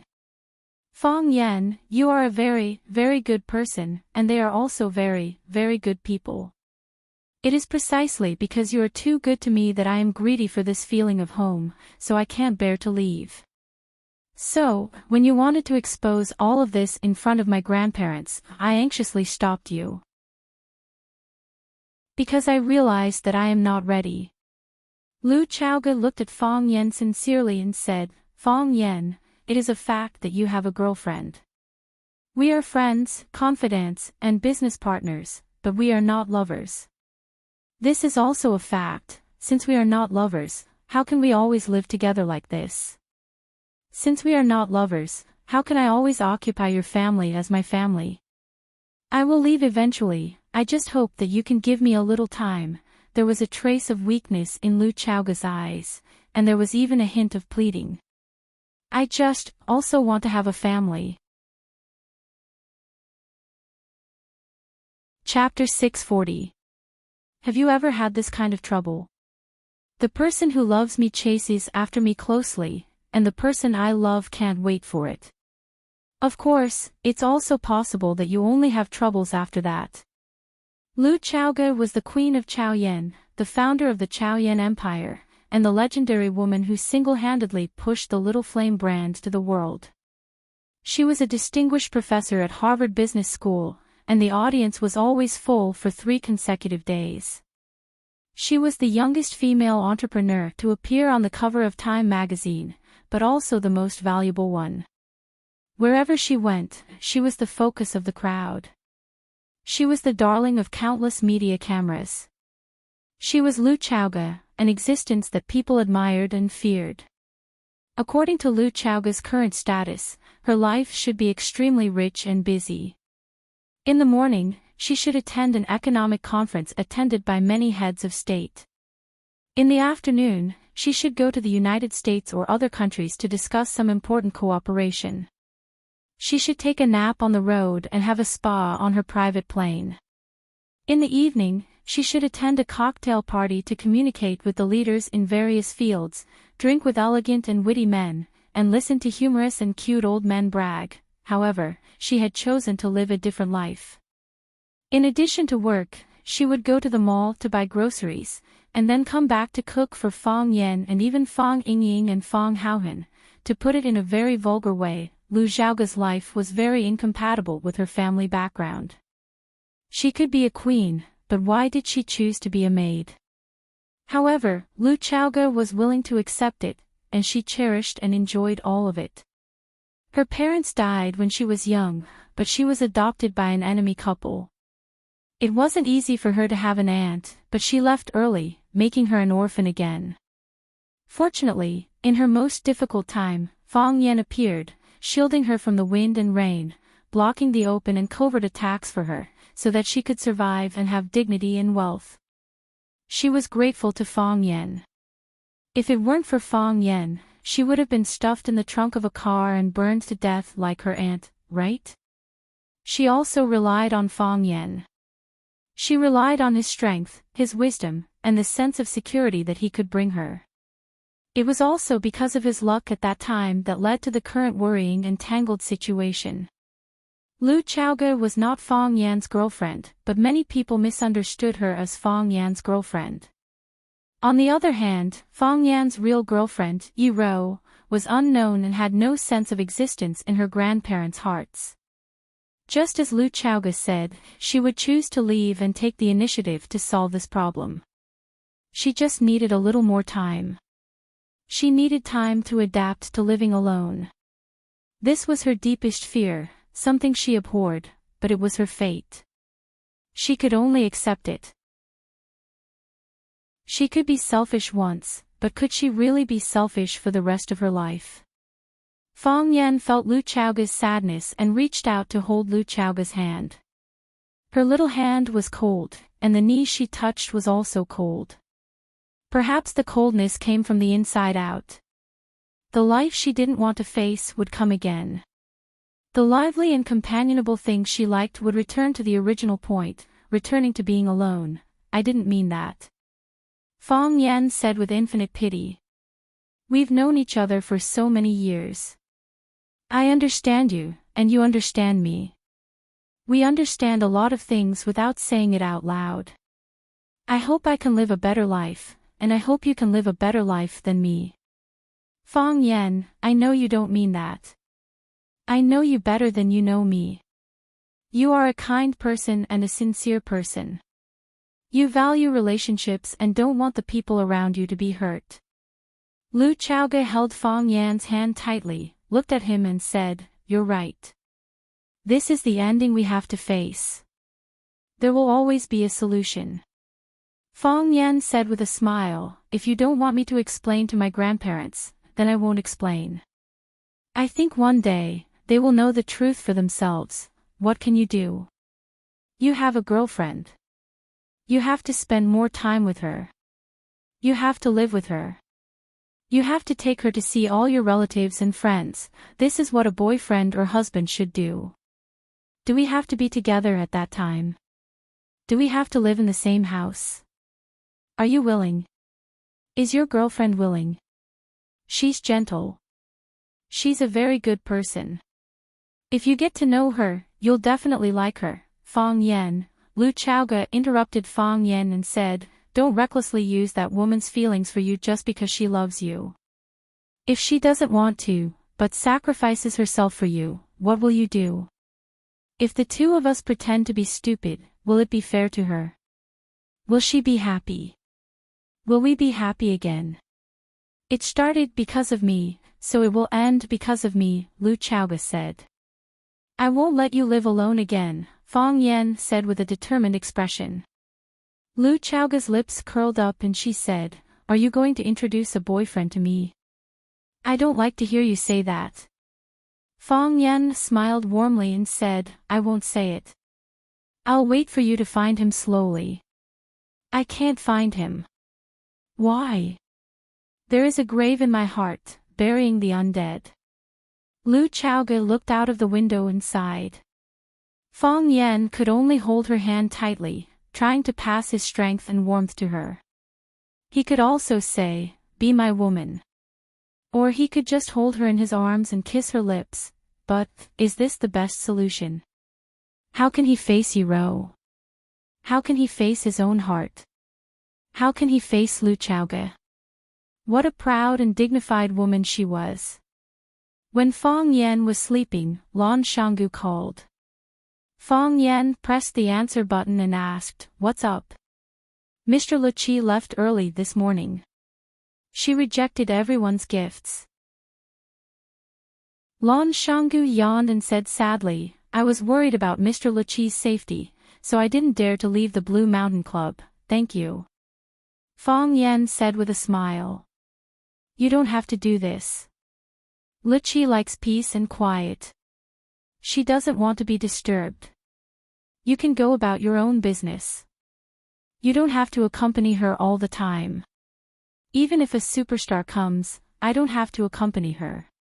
She's Luqi after all.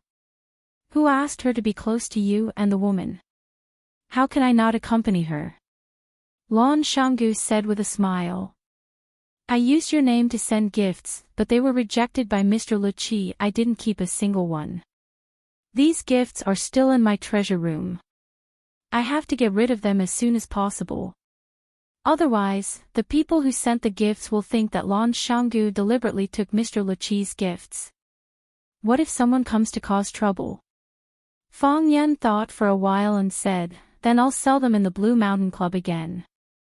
Lan Shanggu was overjoyed and said, okay, I'll tell them that they belong to Mr. Luqi. Those who want them can buy them. Or we can hold an auction. In that case, the rich people in Huaqing will fight to buy them.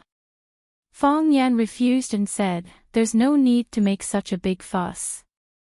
Luqi doesn't want to see herself become a tool for accumulating wealth. Just sell them at their proper value.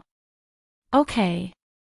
Lan Shanggu agreed and asked with a bitter smile, what happens after I sell them? Where do I put the money? Those people won't agree to keep the money in my hands. Fang Yan thought for a while and said, donate the money to the Chaoyan Technology Charity Foundation in the name of Luqi. The Chaoyan Charity Foundation will give you a receipt and announce to the public how each sum of money is used. Because Lu Chaoge was an orphan herself, she could understand the loneliness of an orphan. When Chaoyan Technology was first established, she set up a charity foundation internally. Later, Chaoyan Technology grew rapidly and the funds that the foundation could control became larger and larger. The foundation was managed by herself and a few trusted people. They continuously donated schools, food, and clothes to children in poor areas. Lu Chaoge was very concerned about this matter, so she didn't have to worry that the money wouldn't be used for the children who really needed help. I know how to handle it. Lan Shanggu said with a smile, I'll tell them that you and Mr. Luqi have sent countless schools, books, and food to those children. I believe you can handle it. Fang Yan said with a smile. By the way, Qin Shuer asked someone to call me yesterday to apologize. He hopes that we can forgive his recklessness and greed. I told him that psychological trauma can't be healed in a short time. It needs time and opportunity. Lan Shanggu said. Do you think that what I said is particularly philosophical? It's like writing a poem. Fang Yan got up from the bed, pushed open the floor-to-ceiling window and walked to the balcony. He breathed in the fresh air outside and said, "We're not punishing Qin Shuer, but the people behind him. If we easily forgive them, those people will feel that there's no cost to making a mistake. Driven by their interests, they will attack us again and again. I don't want to see such a situation." "I understand," Lan Shanggu said. "Before the matter is resolved, I'll cancel all the meals." Fang Yan smiled and said, "I'm afraid that I have a meal on my side that won't be easy to cancel." "Oh, I knew that there would be a lot of people looking for you," Lan Shanggu said with a smile. "You decide. If you say let go, I'll throw Chen Guojing out. If you say continue, I'll let Chen Guojing stay at my Blue Mountain Club for a few more days. I'll give him good food and drinks, and he won't have any objections." Chapter 641. After hanging up the phone, Fang Yan went back to his room and changed into his white sportswear, then went to the yard to exercise.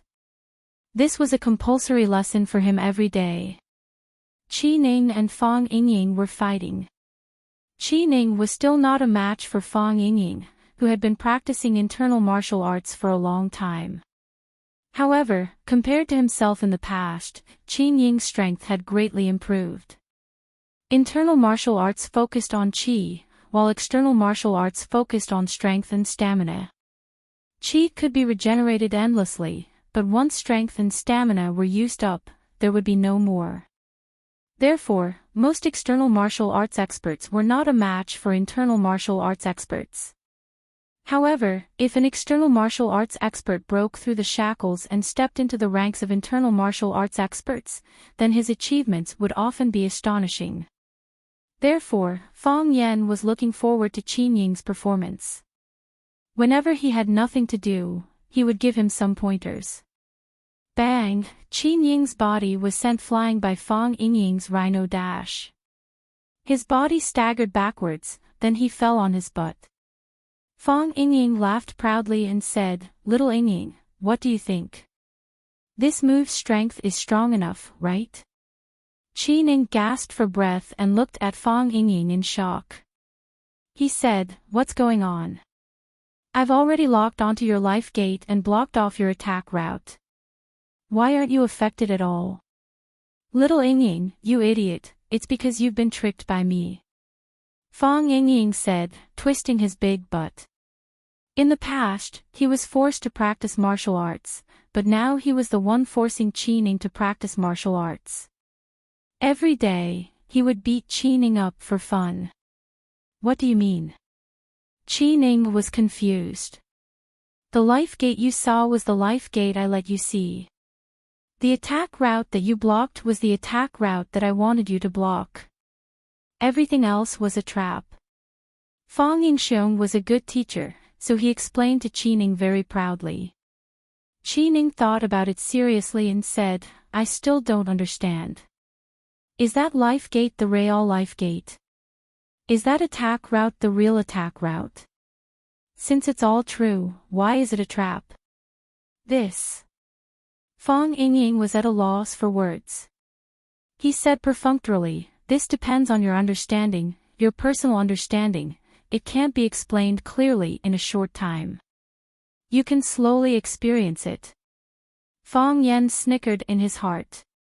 Fang Yingying had just touched the edge of seeing a mountain not as a mountain, and seeing a river not as water, so there were many things that he could not explain clearly himself.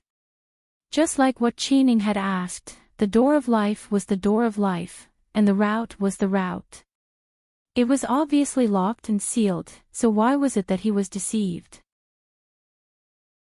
Fang Yan walked in front of Fang Yingying and said with a smile, "Hero, use that rhinoceros charge again to attack me." Fang Yingying's expression changed greatly.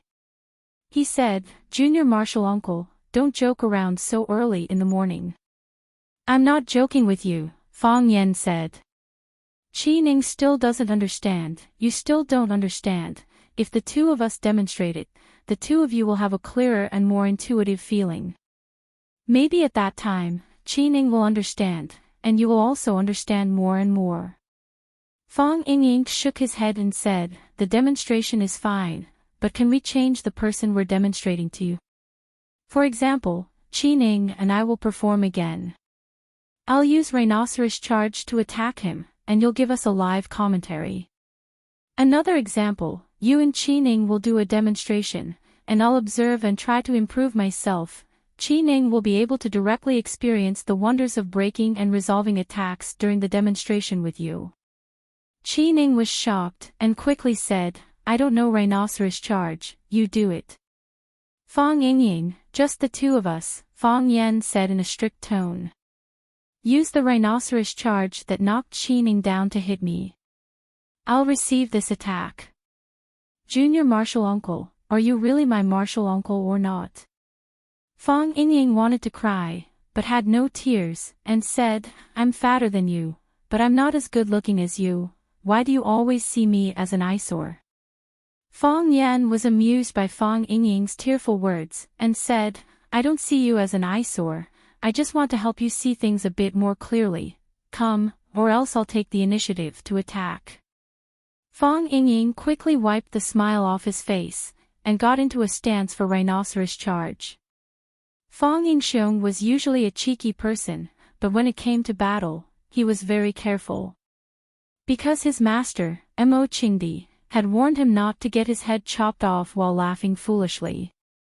If that happened, no one would praise his optimism, they would only lament his stupidity.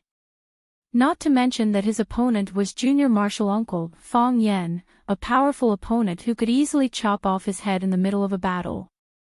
Before the person arrived, the murderous intent came first. Fang Yan could feel Fang Yingying's fierce offensive. This kid was growing faster and faster. Perhaps, Mo Qingdi's departure and disappearance had left a deep scar in the hearts of these two brothers. After all, it was Mo Qingdi who brought them out from the beggars, and it was also Mo Qingdi who taught them martial arts, giving them a different kind of life. They had always regarded Mo Qingdi as their master and father. Their own master and father had disappeared. As children, how could they not be worried? Fang Yan waved at Fang Yingying and said, Come. Use all your strength. Roar, Fang Yingying roared, and then rushed towards Fang Yan's direction. Fang Yan lifted his right foot, and the tip of his foot drew a circle in the air on the grass. One hand was hidden behind his back, and the other was flat on his abdomen. Clang, clang, clang. Fang Yingying was like an enraged rhinoceros, charging towards Fang Yan's body, with great momentum and vigor. Moreover, when he bent his body and ran, his body also hid many changes. At any time, he could change his attack according to the target's reaction.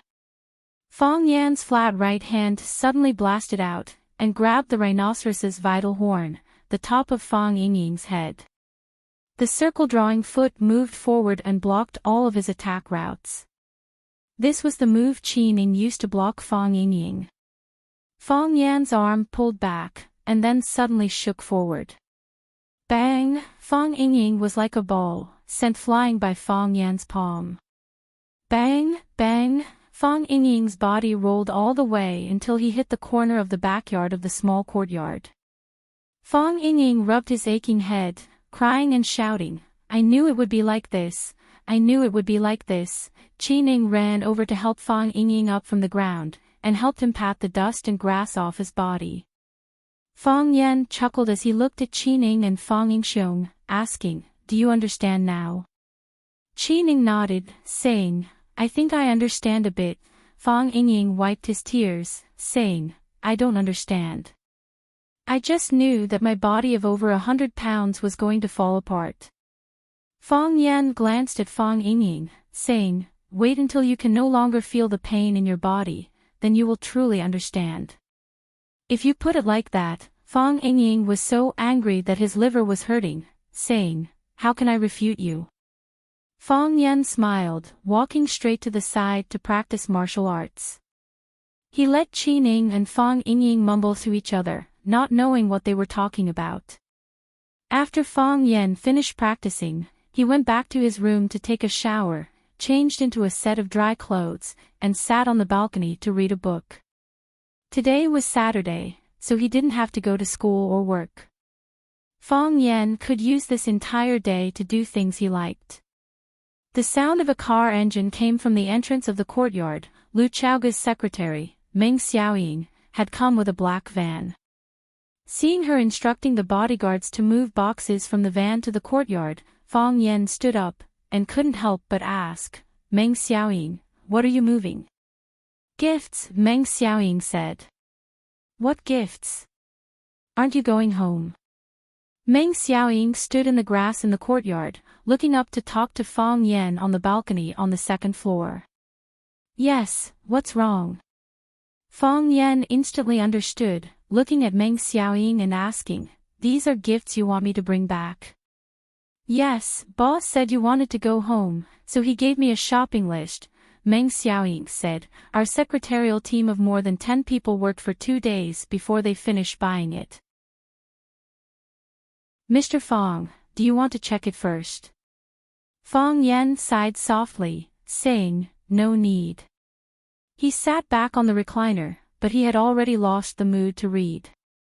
At the dinner table, he mentioned that he wanted to go home to see his mother and grandfather for the next 2 days. At the time, Lu Chaoga didn't say anything, but she firmly remembered this sentence in her heart. She asked people to buy gifts that were piled up like a small mountain. How could he bring it back? A beauty's kindness is heavy. Zhujiang Bank, one of the most luxurious and famous villas in Huaqing. Su Qi's birthday party was being held here. Su Qi wore a white strapless gown, with a pair of silver high-heeled shoes on her feet. On her head was a beautiful crown made of more than 100 Swarovski crystals of different sizes. She was the well-deserved female lead of the night. She was like a princess in the crowd, and everywhere she went, there would be enthusiastic cheers and heartfelt praises.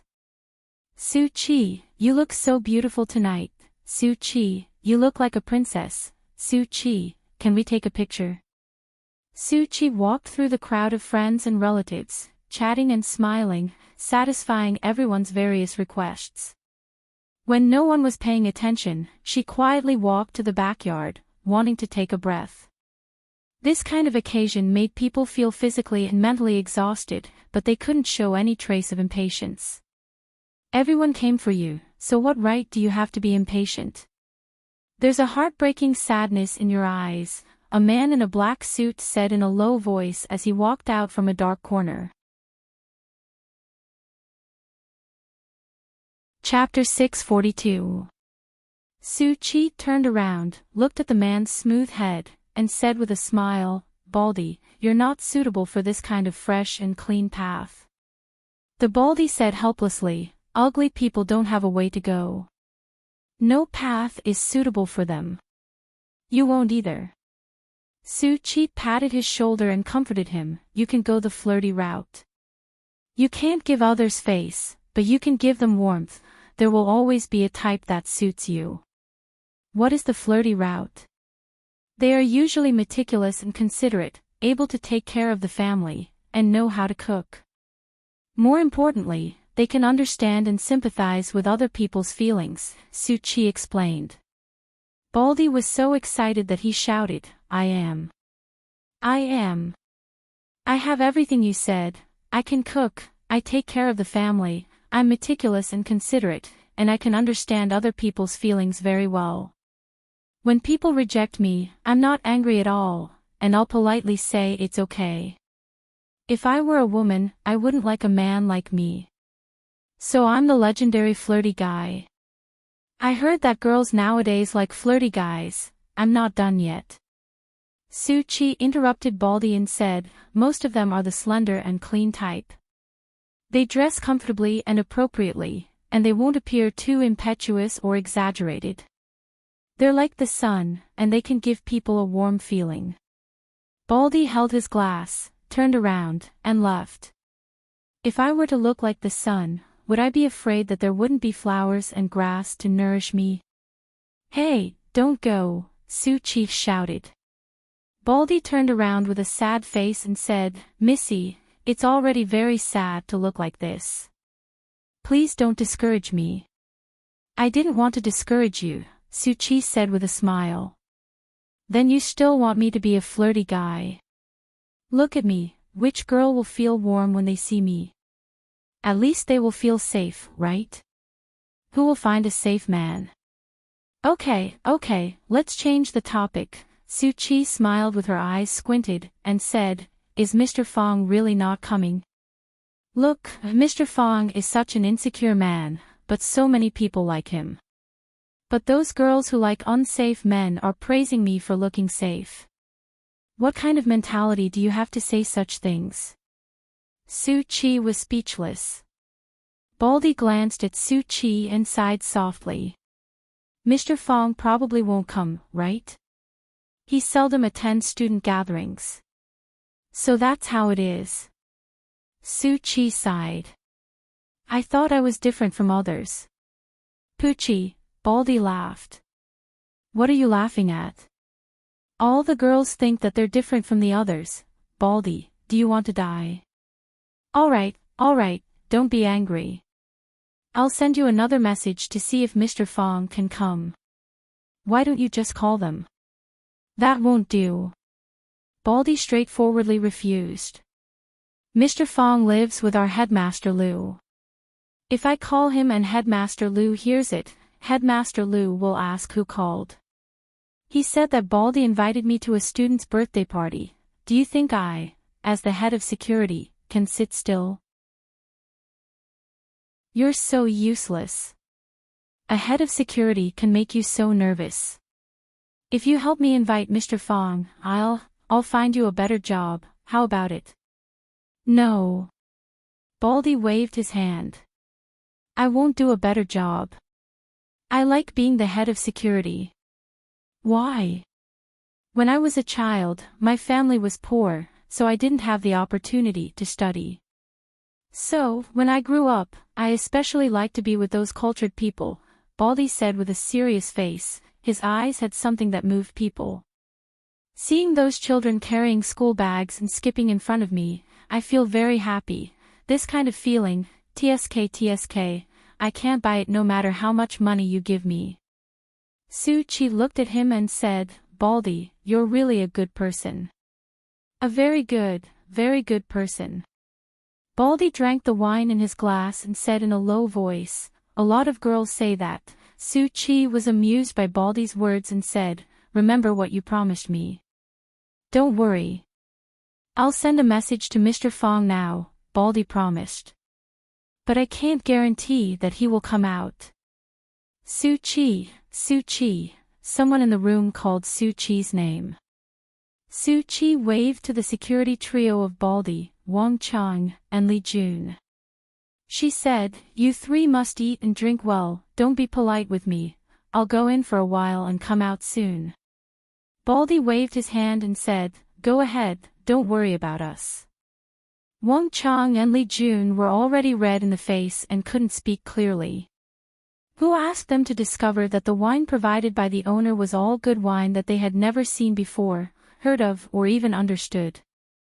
Baldy picked up a bottle of whiskey and took a big gulp. He looked at Wang Chang and Li Jun with disgust and said, Look at you two, burp. In the shadow under the eaves of the corridor, a young man saw this scene and quickly ran to the front yard. A group of young men and women came to the backyard, talking and laughing. When they saw Baldy, Wang Chang, and Li Jun lying on the ground and drinking, they all had disgusted expressions on their faces. A young man in a black suit and a bow tie walked over and kicked Baldy's butt. He asked, Who are you? Baldy didn't like it when people kicked his butt. It made him feel like a naughty child. He didn't like to be someone else's child. Baldy stood up with the bottle in his hand, stared at the group of young people in front of him, and shouted, Which school are you students from? Go to class, you're going to be late. His steps were unsteady, and he was already a bit drunk. When he saw these young people, he mistook them for students and habitually carried out his duty. Class. Did you hear that?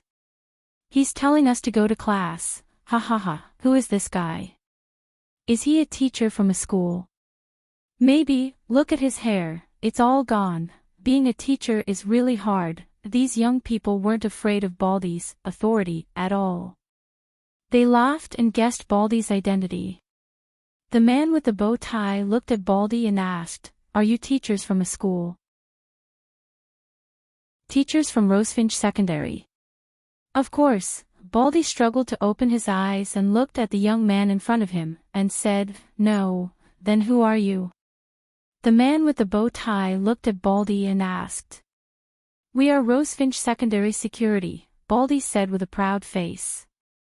"I'm the head of security." Everyone looked at each other and felt like they were struck by lightning. Why are these security guards here? Did they sneak in? They can't come in without an invitation. If they can come in, they must have been invited by Suki. Suki's brain isn't fried, right? Why would she invite a group of security guards? Even if she wanted to have a uniform party, there's no need to have a security uniform party, right? The man with the bow tie waved his hand to signal for everyone to be quiet. He smiled at Baldy and said, "Is there a student named Fong Yen in your school?" Fong Yen. Baldy was stunned for a moment, then waved his hand and said, "No, he's not a student." "Then who is he?" the man with the bow tie asked with a dark look. Baldy looked into the eyes of the man with the bow tie and couldn't help but shiver. He sensed danger from the man's eyes. Stimulated by this strong sense of danger, he also sobered up. "Why do you want to know about Fong Yen?" "I'm just curious," the man with the bow tie said. "Tell me, how about it?" "If he's not a student, then who is he?" "I can't tell you," Baldy said. "Why not?" the man with the bow tie asked strangely. "Because I'm worried that you'll hurt him," Baldy said. "I see a murderous glint in your eyes." The man with the bow tie squinted his eyes and smiled. "Why would we? We just want to be friends with him." "No, you're not," Baldy waved his hand. "I've seen many people, you're not, sincerely looking to be friends." The man with the bow tie picked up a beer bottle from the ground, looked at the English words on it, and said, "Then tell me, how should I be friends?" Smile. A smile that comes from the bottom of my heart. I'm willing to be friends with Fong Yen because he smiles at me like this. When he smiles at me, I feel like we've known each other for years. That's why I let him use the small boat that's under the watch of the security office, and even agreed to be his boatman. I guessed right, he really is a friend of a friend. You don't think my smile is good? The man with the bow tie looked up at Baldy and asked with a smile. It's not that your smile is bad, it's that your smile is terrible. What kind of friend would make people scared when they smile? Baldy said with a sincere expression. Hey, Baldy, what are you talking about? Someone behind the man with the bow tie was unhappy. That's right, where did this little tramp come from? He's so ugly, seriously affects my appetite. The man with the bow tie waved his hand again, stopping everyone from attacking Baldy. He took out his wallet from his pocket and handed the stack of bills to Baldy, saying, "As long as you give me an answer, this money is all yours." Baldy waved his hand and said, "I can't do that. Also, let bygones be bygones." What bygones? You said that I don't smile well. Hey, I thought it was something serious. Then why did you call me a little tramp and say that I'm ugly? I wasn't angry either, right?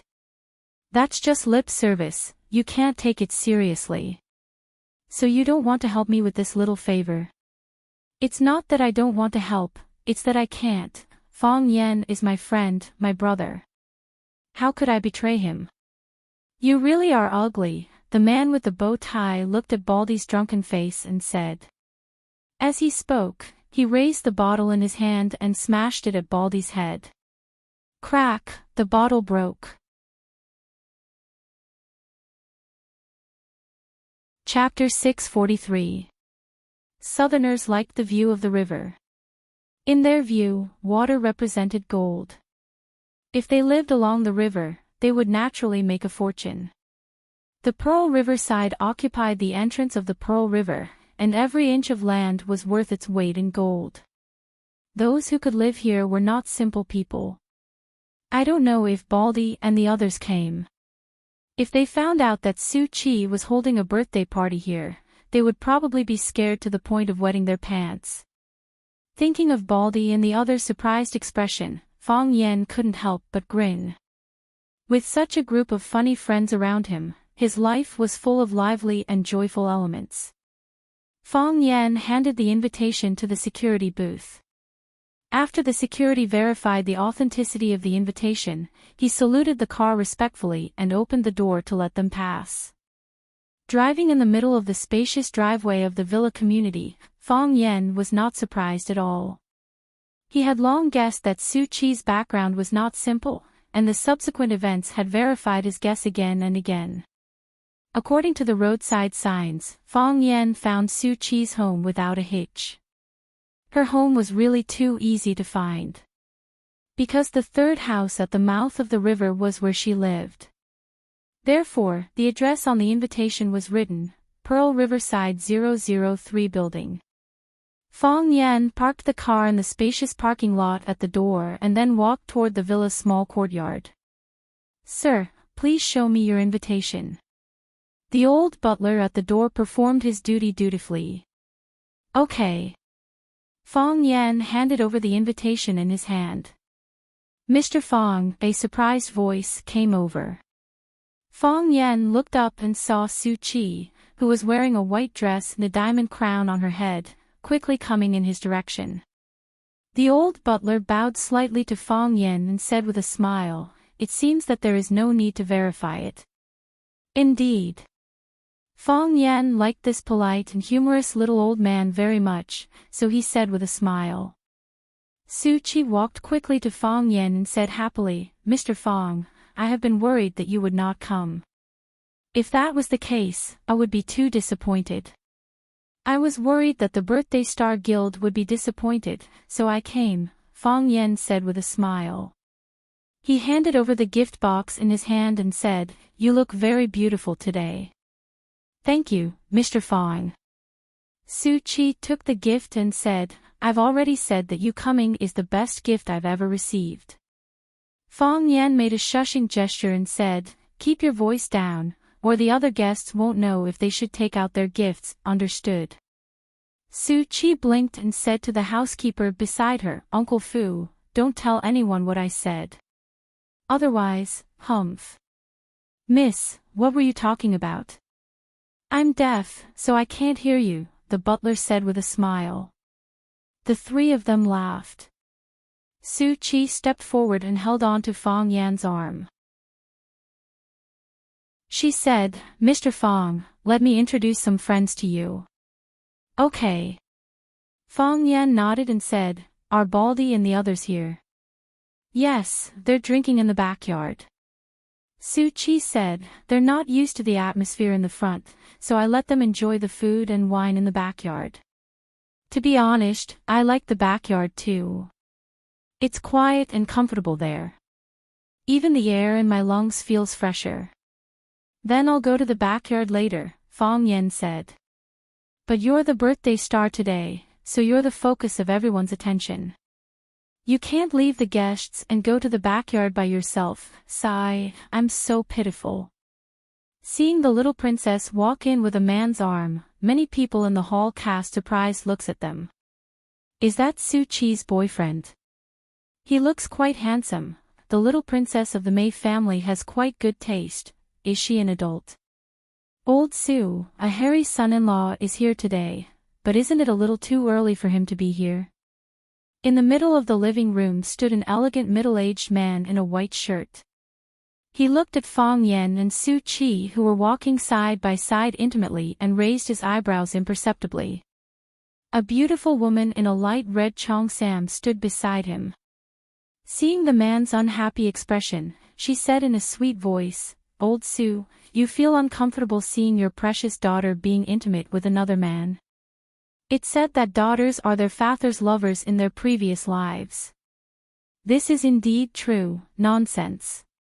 The middle-aged man said in a low voice, "How old is Chi-Chi?" "She's only in middle school, but she's already brought her boyfriend home. Is this proper?" The woman held the man's arm and said, "Now that you're a father, you know how to blame your daughter. When you kidnapped me, we weren't even in high school yet, right? How old was I then? My dad said the same thing about you, and you weren't convinced. How can it be the same thing?" The man said impatiently. "Do you know who that kid is? Didn't Su-Chi bring him here?" "Why don't you just ask him yourself later?" the woman said. As the two of them were talking, Su-Chi had already walked up to them while holding Fang Yan's hand. Su-Chi looked at the middle-aged man and said to Fang Yan, "This is my father, Su Boya." Fang Yan took the initiative to extend his hand to Su Boya and said with a smile, "Mr. Su, nice to meet you. You have a smart daughter." Although Su Boya didn't like Fang Yan, his good character prevented him from easily showing his emotions. Therefore, when Fang Yan extended his hand, he still very gracefully extended his hand to shake Fang Yan's. It was a very perfunctory handshake. Su-Chi then pointed at the beautiful woman in the cheongsam and said, "This is my mother, Mei Xinjian." "Madam Mei, nice to meet you." Fang Yan extended his hand to Mei Xinjian again and said, "Your daughter is as beautiful as you." Mei Xinjian gave a refreshing smile and said, "Thank you, you really know how to talk." Su-Chi pointed at Fang Yan and said, "This is our school's teacher, Fang Yan." "Teacher?" Su Boya and Mei Xinjian looked at each other and heaved a sigh of relief in their hearts.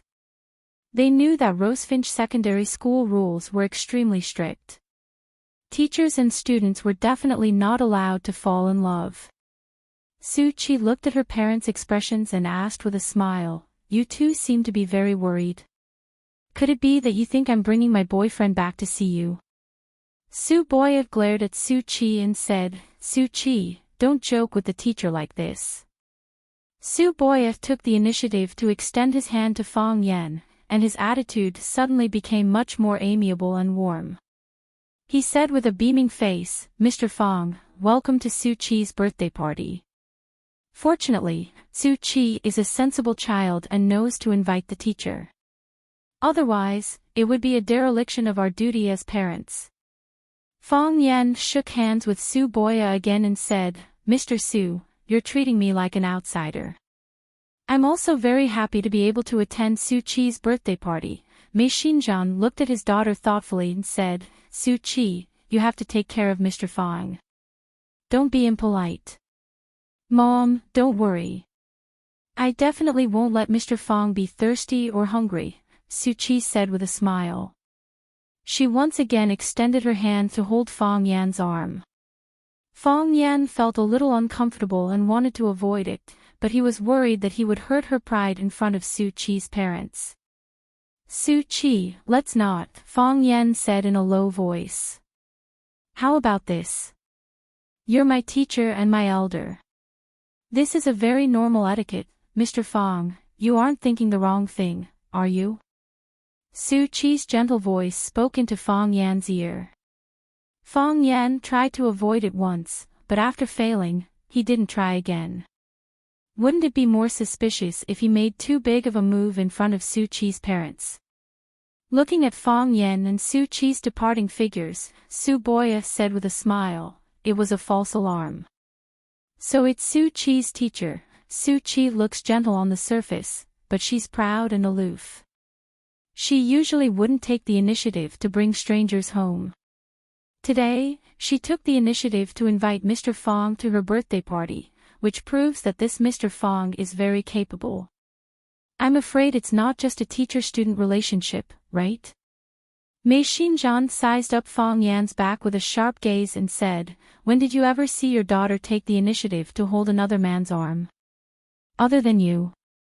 Su Boya's expression, which had just relaxed, froze again. Su Qi took out 2 glasses of iced gold wine and handed one to Fang Yan while holding the other herself. Mr. Fang, thank you for coming to my birthday party. Su Qi raised the wine glass in the air and said, I'm really, really happy. Come, let me offer you a toast. Fang Yan raised his glass and clinked it with hers, saying, I just wanted to ask for a drink. Then I'll accompany you for a few drinks today, Su Qi said with a smile as she finished the gold wine in her glass in one gulp. Looks like you can hold your liquor well. Fang Yan also finished the gold wine in his glass in one gulp. He looked at Su Qi and asked, Where's my friend you said you wanted to see? Su Qi looked around and said, I didn't see him either. I don't know where he went to study earthworms. Mr. Fang, shall we have another drink? Fang Yan drank 2 more glasses with Su Qi. In the process, people kept coming to talk to Su Qi and propose toasts. Fang Yan looked at Su Qi and said, Su Qi, I saw a lot of people looking for you. Go do what you need to do. I'll go talk to Baldy and the others for a while. All right. They're in the backyard, Mr. Fang, I'll go find you in a bit. Fang Yan had just walked to the backyard when he saw the bowtie man throw the wine bottle at Baldy. The wine bottle broke. Baldy's head was also bleeding. Baldy's body spun twice on the spot before falling to the ground with a bang. The bowtie man threw the wine bottle in his hand onto the grass and said with a face full of sarcasm, a little security guard, I didn't expect him to be so loyal. Little security guards are not only loyal. Fang Yan walked towards Baldy step by step and said with a hint of anger in his voice, they're also willing to stand up for their brother. Chapter 644. Baldy was innocent. The person LV Kailuan really hated was Fang Yan. LV Kailuan's father, LV Zhonghang, and Su Qi's father, Su Boya, had been close friends for many years and were also business partners. Because their fathers were very close, Su Qi and LV Kailuan had known each other since they were very young. They played together, studied together, and traveled together. The 2 of them could be said to be childhood sweethearts. When they were young, the adults of the 2 families had more than once said that the 2 of them should be engaged. The speaker had no intention, but the listener had other thoughts. LV Kailuan liked Su Qi, but he had never expressed it. However, he knew that Su Qi must belong to him, just as he felt that he also belonged to Su Qi. Su Qi was still too young. He wanted to give her more time, to let her get more freedom. He thought that Su Qi should understand his thoughts.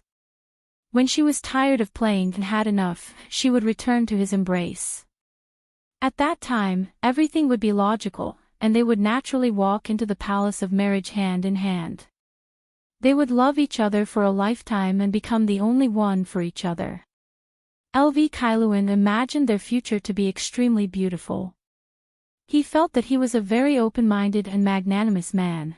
If it was any other man, how could he allow the girl he liked to play around in this world of sensual pleasures? It was not until Li Mingming ran over and said that he had a rival in love and that Su Qi might have fallen in love with a man named Fang Yan that Wang Kailuan realized that things seemed to have changed. Su Qi, perhaps, really didn't belong to him anymore. Even if she didn't belong to him, she couldn't belong to anyone else. This was also the reason why he brought a group of people to tease Baldy and wanted to find out information about Fang Yan from him. It was just that the little security guard really didn't know what was good for him. After being tempted by money, he still remained unmoved, which stimulated the hostility in his bones. Knocking down a little security guard was a very shameful thing for him. Because of the difference in status, he didn't feel any sense of accomplishment from this victory. Instead, he felt that hitting someone in front of his friends had damaged the refined image that he had always maintained. Seeing that Baldy was knocked down with a wine bottle, Wang Chang and Li Jun sobered up and strode toward the direction where Baldy was lying. Director, are you all right? It's bleeding, Hurry up and stop the bleeding. Wang Chang took off his suit and pressed the fabric of his shirt against the wound on Baldy's head. Li Jun screamed in a hoarse voice, "Hurry up and save them. Who can help save them?" Fang Yan walked to Baldy and squatted down. He opened Wang Chang's suit and reached out to touch the wound on Baldy's head. He said, "Don't worry, it'll be fine." As he spoke, he took out a small brown bottle from his pocket. He uncorked the bottle and poured most of the contents over Baldy's head, smoothing it over evenly with his finger. Baldy had no hair, so he avoided a lot of unnecessary steps. Then, something strange happened. The mint-flavored medicine mixed with the blood on Baldy's head and turned into a muddy paste. The mushy substance was a natural hemostatic membrane. The bleeding had stopped.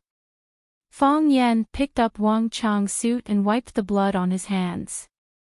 "You two take care of him," Fang Yan said. "Mr. Fang," Wang Chang said with a sad face, "they hit people for no reason." Fang Yan nodded and said, "I know." Fang Yan got up and walked step by step toward where LV Kailuan was standing. Since Fang Yan appeared, LV Kailuan's eyes had been on Fang Yan. At first, he didn't know Fang Yan's identity. It wasn't until the little security guard called him Mr. Fang that LV Kailuan realized that this guy was the Fang Yan that he wanted to know, another little security guard. LV Kailuan thought indignantly in his heart. He didn't like his opponent or love rival to be a security guard. If that happened, he felt that his style would be dragged down countless times. It would be such a shameful thing if this spread out. Competing with a security guard for a woman, even if he won, where was the fun in it? Fang Yan walked toward LV Kailuan step by step. His footsteps were heavy, and each step was stepping on the hearts of everyone present. Bang, bang, bang, intentionally or unintentionally, everyone was calculating Fang Yan's steps in their hearts. He didn't have the intention to stop, as if he wanted to confront LV Kailuan face to face. LV Kailuan's pupils contracted slightly. He felt the invisible pressure brought by Fang Yan.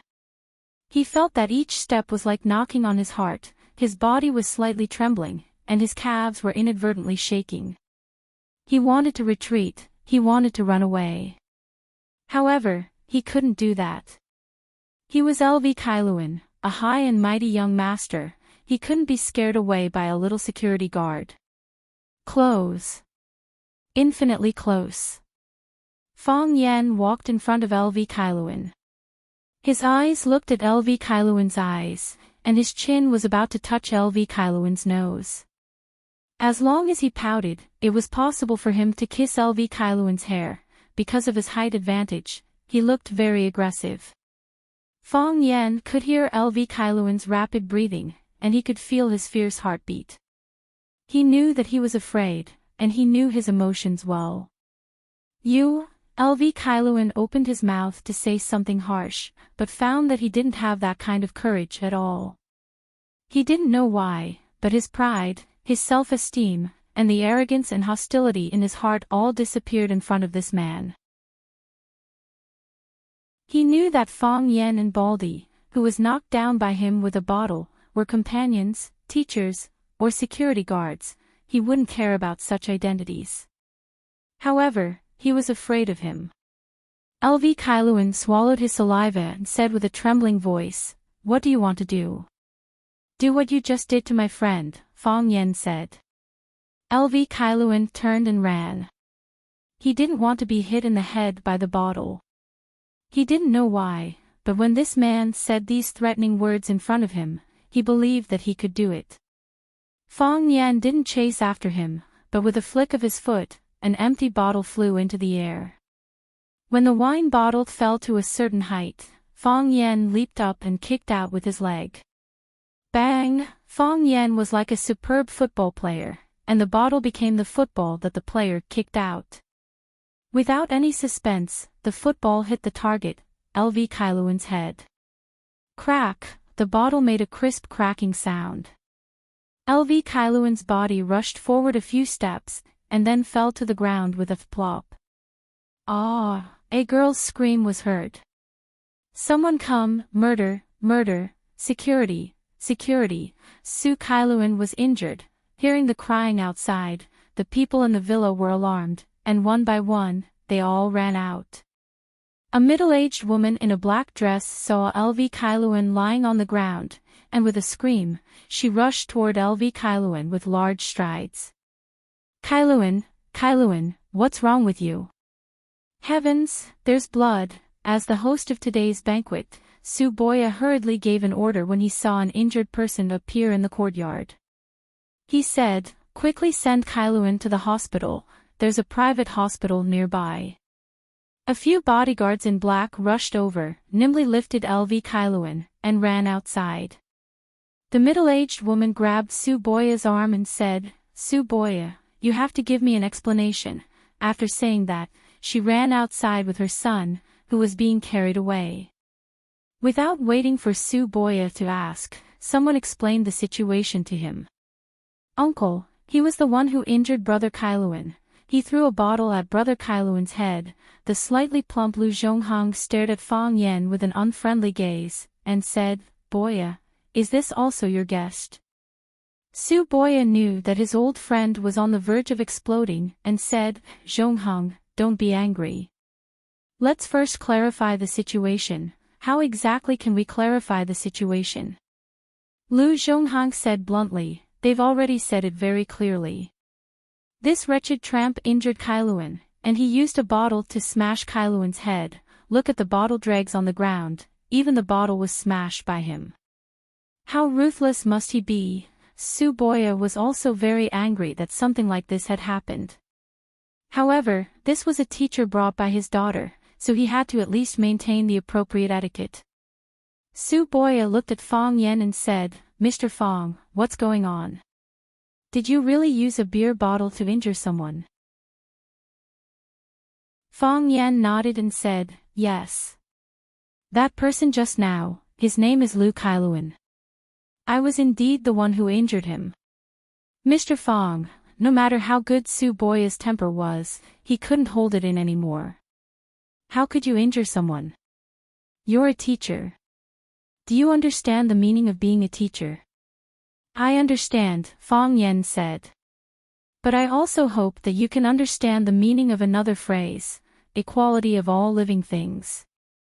Fang Yen pointed at the unconscious Baldy on the ground and said, when you were rushing to send Lu Kailuan to the hospital, did you notice that there was another injured person lying here? Just like how you only saw Lu Kailuan being injured by a beer bottle, why didn't you see that there was another person injured by a beer bottle here? Was it just because the former was the son of a tycoon, and the latter was just a security guard? If you hadn't provoked him, how could he have been injured? Lu Zhonghang was burning with anger. He pointed at Fang Yen and shouted, what? You're beating people up with reason. He turned to stare at Su Boya and said, Old Su, don't blame me for not giving you face. I don't care what your relationship with this bastard is, if he doesn't give me an explanation today, he can forget about leaving this courtyard.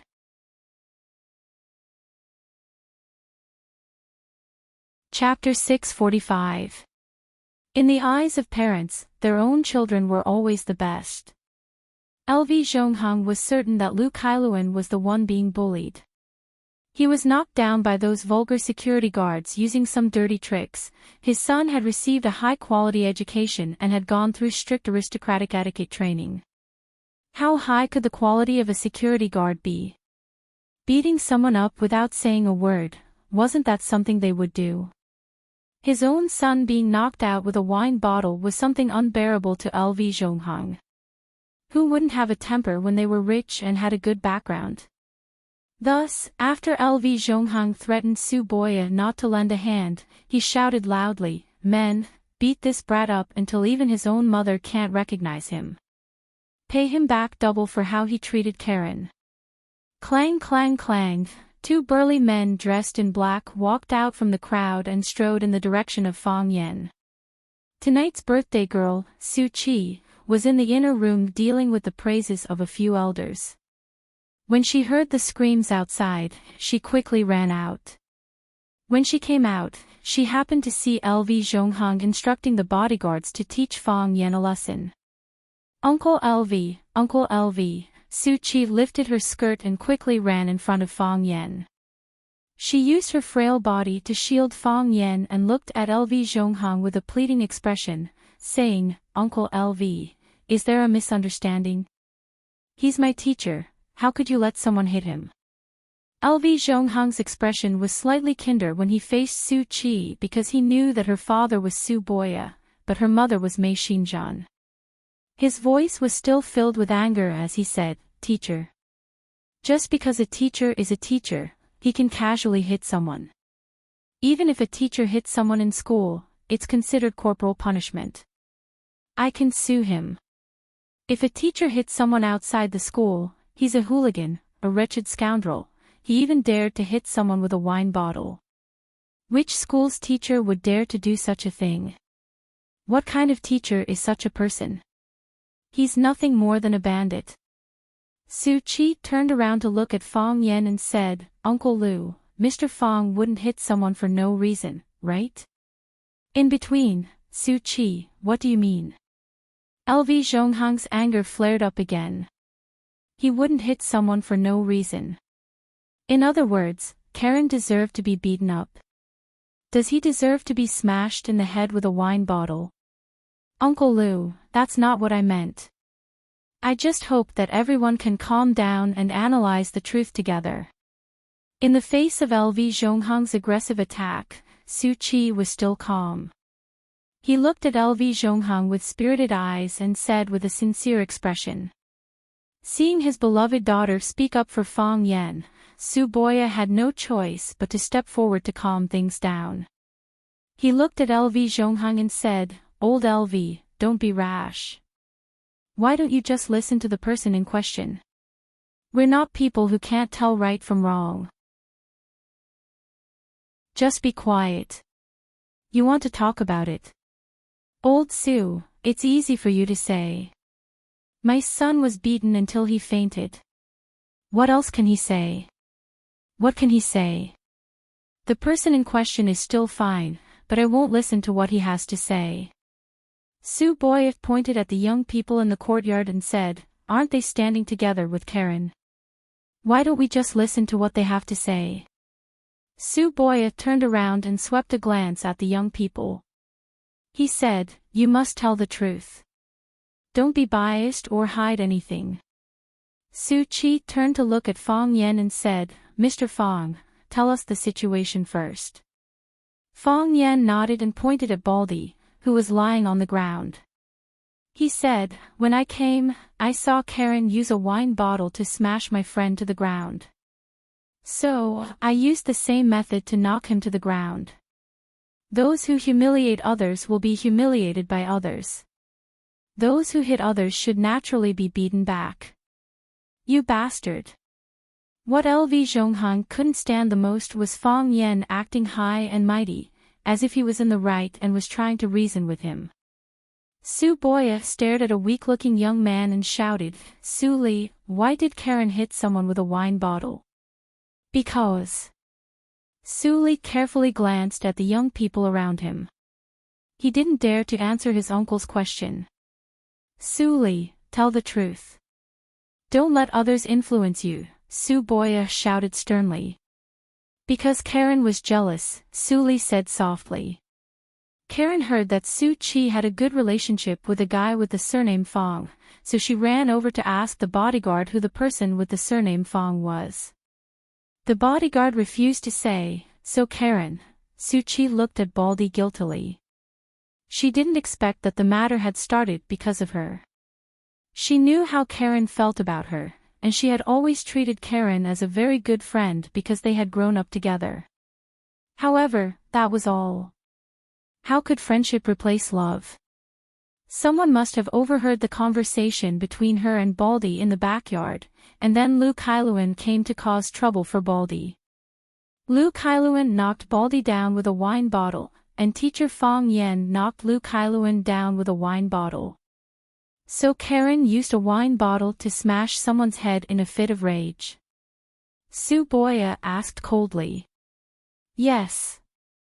Su Boya turned to look at LV Zhonghang and said, Old Lu, look at your good son.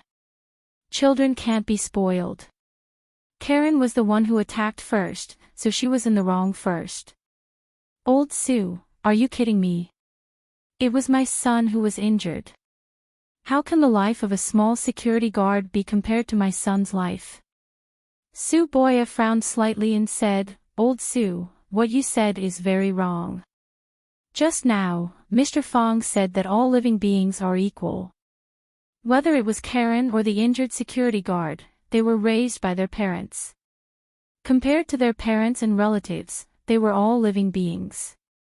In your eyes, Karen's life is naturally the most important. In the hearts of his parents and children, that little security guard's life is above everything else. It's all life, so how can there be a difference in status? Old Su, who are you speaking for? LV Zhonghang was rather dissatisfied with Su Boya's attitude.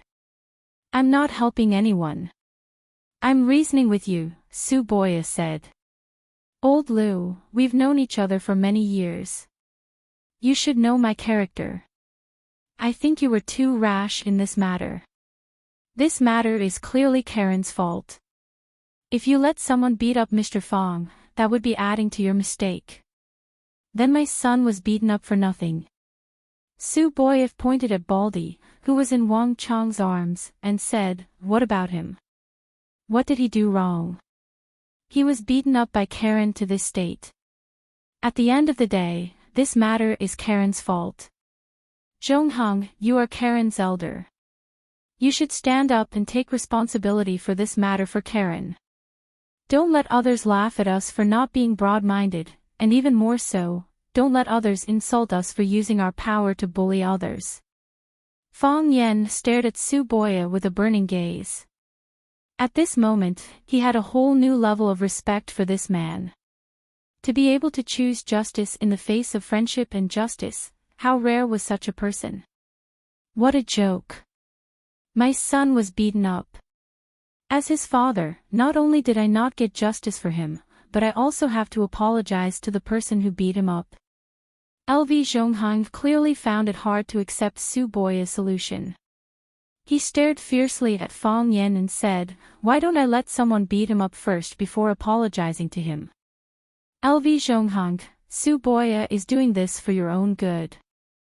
The enchanting and sexy Mei Xinjian stood beside LV Zhonghang and said, You don't even know who he is? And you want to beat him up? If you can even touch a finger of his tonight, I, Mei Xinjian, will write my name backwards. If you don't believe me, you can try. Hearing Mei Xinjian's threat, LV Zhonghang was slightly shocked. You don't even know who he is. Isn't he Su Qi's teacher? Could it be that he has a hidden identity? If you can even touch a finger of his, I, Mei Xinjian, will write my name backwards. In Mei Xinjian's eyes, I'm no match for this young man. LV Zhonghang and Su Boya Mei Xinjian had been husband and wife for many years. Although Mei Xinjian's style of speaking was sharp and direct, she never lied.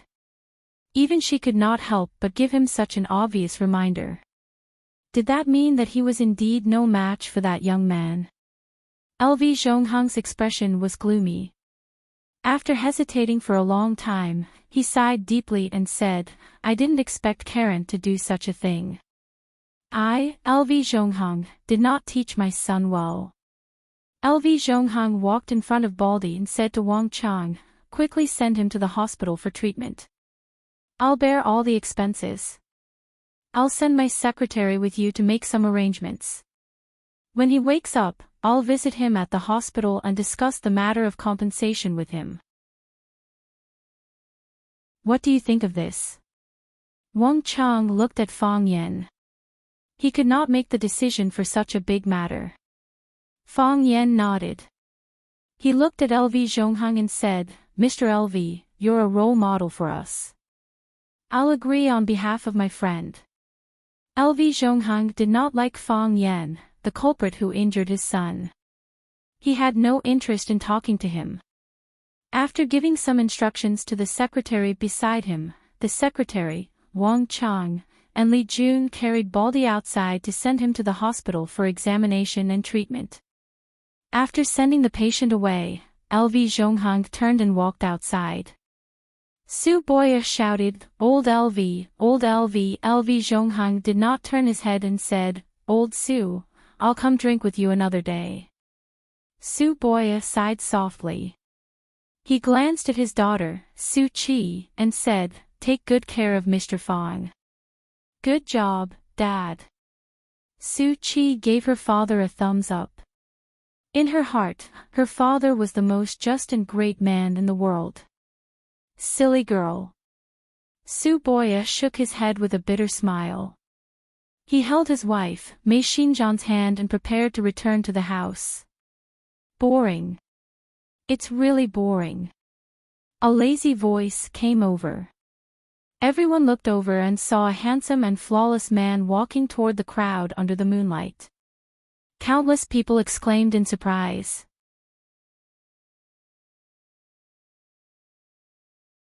Chapter 646. He had a beautiful appearance and a pure and innocent personality. He had a sweet smile and beautiful eyes. There was a word used to describe this kind of man, gorgeous man. This was the most handsome man Fang Yan had ever seen, except for himself. Even if he was a woman, he was definitely one in a million. This man was so beautiful that when he appeared bathed in the moonlight, both men and women were dazzled. The reaction of the young girls was even more direct. They could not help but scream out loud. It was as if they had welcomed their idol. "Oh my God, it's Mei Xue. It's really Mei Xue. He's really handsome. I like him so much. I haven't seen him in a long time. I didn't expect him to appear at Chi-Chi's birthday party. Chi-Chi is so lucky." The most low-profile and high-profile of the four prodigies of Huaqing, Mei Xue. There were too many rumors about this man, so many that even if he did not appear in public all year round, news about him could continuously reach the ears of the public. For example, Mei Xue went to learn how to paint. His painting, Spring Walk, was sold at Sotheby's London auction for tens of millions. Mei Xue went to study how insects lay eggs. His thesis was praised by the world's entomologist, Fabre. Mei Xue went to study perfume. The perfume he created attracted the attention of countless socialites. To put it simply, this was a rich, talented, and willful guy. Hearing these rumors, Fang Yan felt that Mei Xue was like the protagonist of a web novel. He was omnipotent and capable of everything. There was a small group of people in this world who were so talented that they could overturn the entire world if they were not careful. Mei Xue ignored the shouts of the girls and walked straight to Su Boya and Mei Xinjian. He looked at Su Boya with a smile and said, "Brother-in-law, I've troubled you again today." Su Boya looked at Mei Xue with a smile. It seemed that his brother-in-law liked this brother-in-law very much. He said, "Xue, why are you here? I didn't hear that you would come." He paused and asked, "What did you trouble me with this time?" Mei Xue did not answer his question. He looked at Mei Xinjian and said, "You can ask my sister. You are a learned man. Don't waste your time and pollute your ears with such filthy things." Mei Xinjian looked at his brother Mei Xue dotingly and said with a charming smile, "You love your brother-in-law. You don't want him to waste time and dirty his ears. Aren't you afraid that your sister will waste time and dirty her ears?" Mei Xue's smile gave people a sense of elegance. She said, "Sister, you're a heroine of the business world. You're much better at killing enemies than my brother-in-law." "You sure know how to talk," Mei Xinjian said with a smile. "I've invited him for you, but I don't know if he'll give face to a weirdo like you." Mei Xue nodded and walked to Su Qi. She took out a jade pendant and hung it around Su Chi's neck. Don't you like this? I'm giving it to you. Treat it well. The jade pendant was dark green in color and carved into the shape of a koi. Under the moonlight, the green carp was like a living creature, as if it could spit out air bubbles one after another when it opened its mouth. Su Chi's face was full of surprise. She carefully stroked the emerald koi on her chest and said, I asked you for it before, but you didn't want to give it to me. Why are you giving it to me now? How old were you when you asked me for it? You were 8 or 9 years old. I didn't dare to give it to you. I don't care about its value, but I care about the meaning of its existence. I like it, so I want it to exist in good condition. Today is your birthday. I'm giving it to you. I hope you can understand that some things are broken. They can't be put back together. So, I hope you can cherish every choice you make like you cherish this koi. Happy birthday. Su Chi hugged Meingshu and said, Thank you, uncle. I hope you'll look better. Meingshu smiled. He didn't feel embarrassed because of the little girl's praise. He said calmly, I'll try my best not to let you down. Ah! The girls screamed again. It was as if Meingshu hugged them too. Meingshu let go of Su Chi and said, I want to talk to Mr. Fong. Su Chi nodded and smiled. It took me a lot of effort to invite Mr. Fong to my birthday party. Don't make him angry. Meingshu caressed the crown on Su Chi's head and said, I won't. I'm just afraid that he'll make me angry. Meingshu walked towards Fong Yen and extended his hand. He smiled and said, Mr. Fong, I've heard so much about you. I hope you don't mind that I asked Su Chi to invite the guest on my behalf. After all, taking the initiative to look for him would only make him feel shameless. It would be best if he could have an artificial, chance encounter here. Please forgive me for being a little selfish. Wow! Everyone was in an uproar. They didn't expect Meingshu, one of the 4 prodigies of watching, to take the initiative to greet a teacher. Moreover, from Meingshu's words, Fong Yen came because Meingshu asked Su Chi to invite him. Among the 4 prodigies, Meingshu was the most mysterious and the most arrogant. He didn't care about ordinary people. He didn't care about ordinary people either. Some people said that Meingshu's eyes were straight because he only paid attention to what he wanted. Other people or things meant nothing to him. However, such a person with straight eyes actually took the initiative to walk towards Fong Yen. What did this mean? Who the hell is this guy? Why does young Master Mei give him so much face? That's right. I've never seen Meingshu take the initiative to shake hands with someone. Luckily LV Zhonghang didn't use force. Otherwise, Fong Yen held Meingshu's hand and said with a smile, Su Chi didn't tell me that young Master Mei is treating. Oh, is that so? Meingshu looked at Su Chi in surprise and said with a smile, Chi is an independent person. It's hard to change her mind once she decides on something.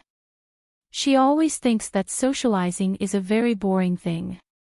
She also thinks that disputes in social occasions are even more boring. There's not much meaning in who bullied who and who was bullied by who. It's just something to chew on when some bored people drink tea and drink wine.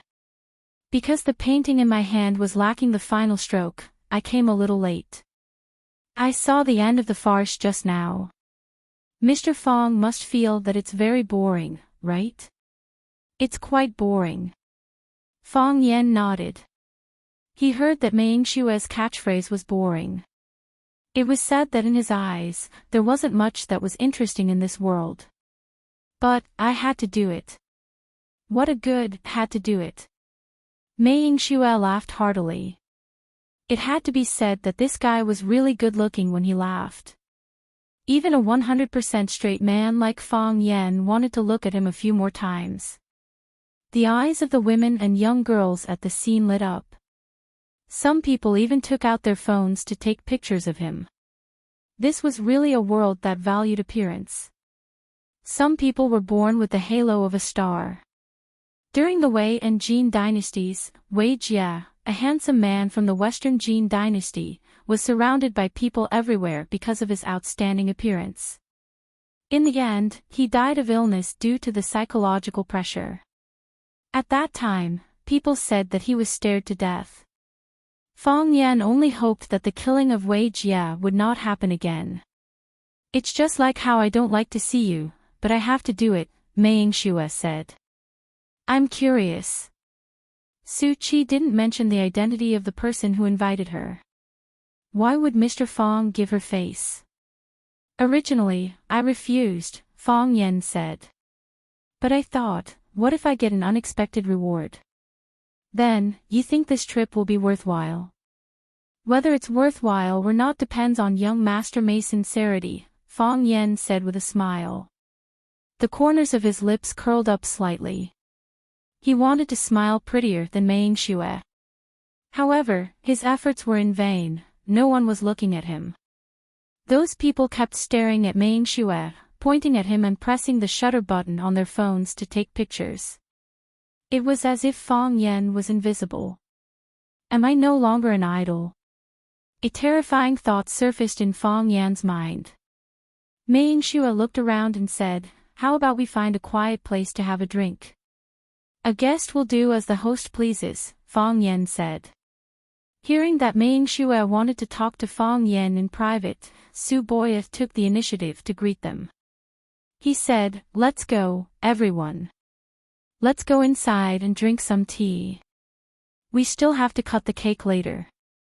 Under Su Boya's lead, most of the people gathered in the backyard went back.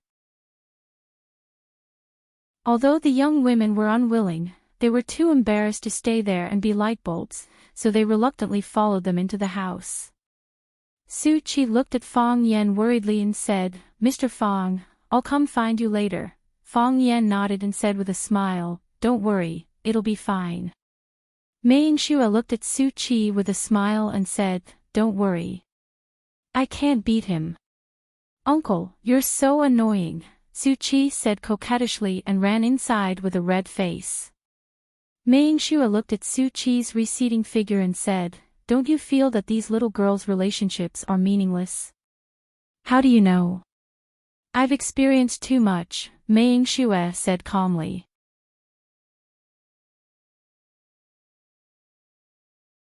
Chapter 647.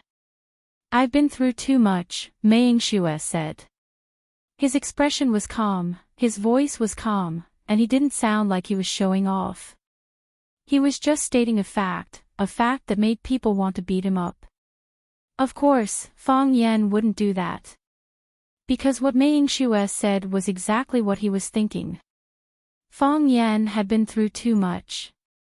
Ever since he experienced Qinitian, Jiang Qin, and Yuan Lin's ferocious, direct, or shy pursuit, Fang Yan had become accustomed to these young girls' love. No matter how hot they were, how could they be hotter than Qinitian? No matter how pure and sour they were, how could they be hotter than Yuan Lin? When Su Qi appeared, Fang Yan first looked on coldly from the sidelines, but then he repeatedly rejected and refused. Being liked by a young girl, wasn't that the charm of a charismatic uncle? It was as natural as an adult needing to eat and a baby needing to drink milk. Mei Yingxue made an inviting gesture, and Fang Yan followed him to the grape trellis in the backyard. There was a stone table under the grape trellis, and there were several stone chairs around the table.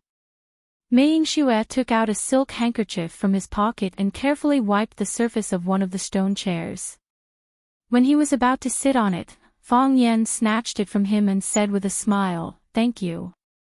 Young Master Mei is a very particular person. No wonder there's the word shui in his name. He loves to be clean." Mei Yingxue smiled and didn't care. He walked to the opposite side and wiped another stone chair. After wiping it clean, he lifted the back of his suit and slowly sat down. This way, he wouldn't have his but press against the suit and wrinkle it. Mei Xue waved his hand, and the waiter in black who was standing at the door ran over. "Send a dozen beers over," Mei Xue ordered. "Yes, sir," the waiter replied and turned to leave. Mei Xue looked at Fang Yan and said, "Today, I want to drink a few bottles with Mr. Fang." Fang Yan looked at Mei Xue and said with a smile, "I thought a gentleman like you would like to drink red wine or liquor." "I like the malt aroma of beer," Mei Xue said with a smile. "One of my favorite things is to sit under an overpass and drink beer, holding a dozen bottles of beer and sitting by the side of the road, admiring the expressions of every passerby. They were happy, or sad, or tired, or trying to smile. I was glad of their little joys, and sad of their little sorrows. When they were tired, I would feel tired. When they were happy, I would also smile. Every time I see someone, it's like I've lived with them for a second time." Seeing that Fang Yan was staring at him, Mei Xue once again showed his signature charming smile and said, "Under the bridge, drinking beer is the most appropriate. White wine is too tragic, like a poor beggar or a loser. The red wine was too exquisite and out of place with its surroundings. I like to be part of life." "You are a philosopher," Fang Yan said. "No, I am a person who enjoys life," Mei Xue corrected. "Some people want to live, some want to live, and some want to live. But I am enjoying life. What is the most precious thing to a person? Naturally, it is their unique life. Some people use it to start a business, some use it to kill and burn, some use it to achieve great fame. I use it to enjoy everything that happens to me. When I see you, I also feel happy. Because there's a new person in my life, there's a new set of memories." Fang Yan squinted his eyes and smiled, saying, "I was wrong. You are not a philosopher, you are a literary youth. Success or failure is up to others to judge," Mei Xue said with an indifferent expression. "There are always people who call me a monster." "I think so too," Fang Yan said. "There are also people who call me a bitch, but I have never explained anything to them." "That's not objective," Mei Xue said. "That's slander." The waiter brought the beer. Fang Yan and Mei Xue each grabbed a bottle and opened it. Mei Xue raised her glass and said, "A toast to the bitch." "A toast to the monster," Fang Yan said. The two beer bottles collided with each other, producing a clear and melodious sound. Mei Xue tilted her head back to drink. Fang Yan also tilted his head back to drink. Mei Xue drank elegantly, while Fang Yan drank unrestrainedly. The two of them finished a can of beer in one go, then looked at each other and laughed. Mei Xue looked at Fang Yan and said, "There are too many idiots in this world. Don't you think it's boring?" "Idiots don't think they're idiots," Fang Yan said. "We don't think we're idiots either. Are we also idiots?" "I don't know if we're idiots or not, but I will never agree to anyone who wants to take advantage of me. That's why I said you're not an idiot." Mei Xue sighed softly and said, "The Mei family did something stupid." "At that time, the Mei family wouldn't think of themselves as idiots," Fang Yan said. "Who wouldn't want to take a bite of such a big piece of meat? If there's someone behind it, I don't think anyone would be able to resist the temptation." Mei Xue looked at Fang Yan and said, "Chen Shuai is a member of the Mei family. Countless people are envious of other people's glory of starting from scratch, but they don't know that every single person who starts from scratch has the support of capital. Chen Shuai was originally an insignificant labor contractor in Mingzhu City, but my father took a liking to him and invested in him. That's how he got his current position as a real estate tyrant." Fang Yan nodded and said, "Chen Shuai jumped out to help Jiang Zhulu overturn the case and wanted to buy a portion of Jiang Zhulu's shares in Longtu Group. If he didn't have someone powerful backing him, it wouldn't be realistic." The biggest characteristic of people who have been struggling at the bottom for many years is that they know their limits, they know how much they are worth, and they know whether their strength can support their ambitions. Fong Yan opened another can of beer for himself and drank a mouthful. He smiled and said, "Watching isn't small, but after knowing who Fong Yan is, there aren't many who have the guts to stand up against me." Old Master Lan transferred his shares to Lan Shan Valley. It's considered another form of compromise. The Liu family won't do it, and Liu Shu is also a beneficiary of the Jiang family's rise in power. The Ren family has some power, but they aren't arrogant enough to jump out and wrestle with the Lan and Liu families that are tied to them. After thinking about it, the Mei family can't run away, the Mei family doesn't show themselves, and the Mei family is also unusually low-key, almost never appearing in public. But, how can there be a wolf that doesn't eat meat? I only found out about this later, Mei Yingxue said. I told Old Master Lan that this matter was too meaningless. Old Master Lan now agrees with my point of view. Fong Yan smiled and said, when you gave Su Qi the gift, you said something. Some things are broken, they can't be put back together again. Mei Yingxue smiled bitterly and said, although it's the first time we met, your name is like thunder in my ears. Everyone who has interacted with you said that you're not a person who is easy to deal with. Now that you've interacted with me, you know that they're not telling the truth, right? What can I do to make you stop? Mei Yingxue asked in a low voice. Fong Yan stared at him with a burning gaze and said, make me satisfied. Or rather, make me satisfied. We'll withdraw from the competition with Longtu Group. Fong Yan sneered and said, if you're not afraid of getting hurt, then you can continue to persist. But, it's best if the Mei family takes action personally. These small fries won't even be enough for Lan Shan Valley to warm up before it's over. And we won't meddle with the Jiang family's affairs anymore. Mei Yingxue said. I've roughly understood the reason why the Jiang family is stepping down. It's because of Qiang Longtan's disappearance. I don't believe that Jiang Zhulu killed his own father. I think there must be some hidden reasons. The Mei family has a good relationship with the government and the media. If we want to create some trouble for you, it should be enough to give you a headache, right? Fong Yan nodded and said, yes. We do have a headache. Plus, the Mei family's friendship. Mei Yingxue's charming eyes stared at Fong Yan without blinking and said, is it enough for you to let the Qin father and son go? Fong Yan looked at Mei Yingxue and asked, do you have any friends? What? Mei Yingxue was stunned. I mean, do you have any good friends who can go through thick and thin with you? Fong Yan asked again. Mei Yingxue thought for a moment and said, no.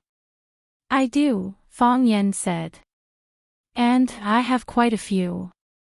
Aren't I luckier than others? Luckier than others, Mei Yingxue said enviously. Countless times luckier. I believe in friendship, Fong Yan said. But I don't believe in friendship that has been promised, because friendship cannot be promised. So, you're going to refuse? Mei Yingxue asked with a smile. She played with the beer can in her hand. No, if I refused, after I guessed that it was your treat, I wouldn't have come, Fong Yan said.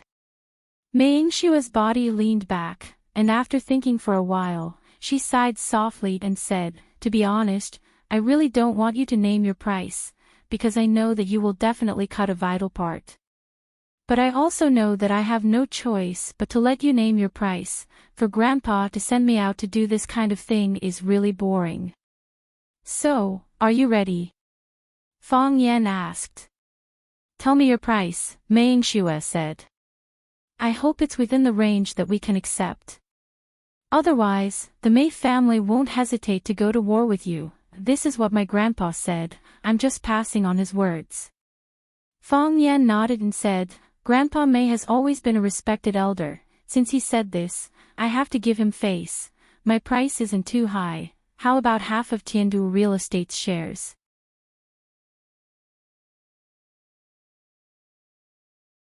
Chapter 648.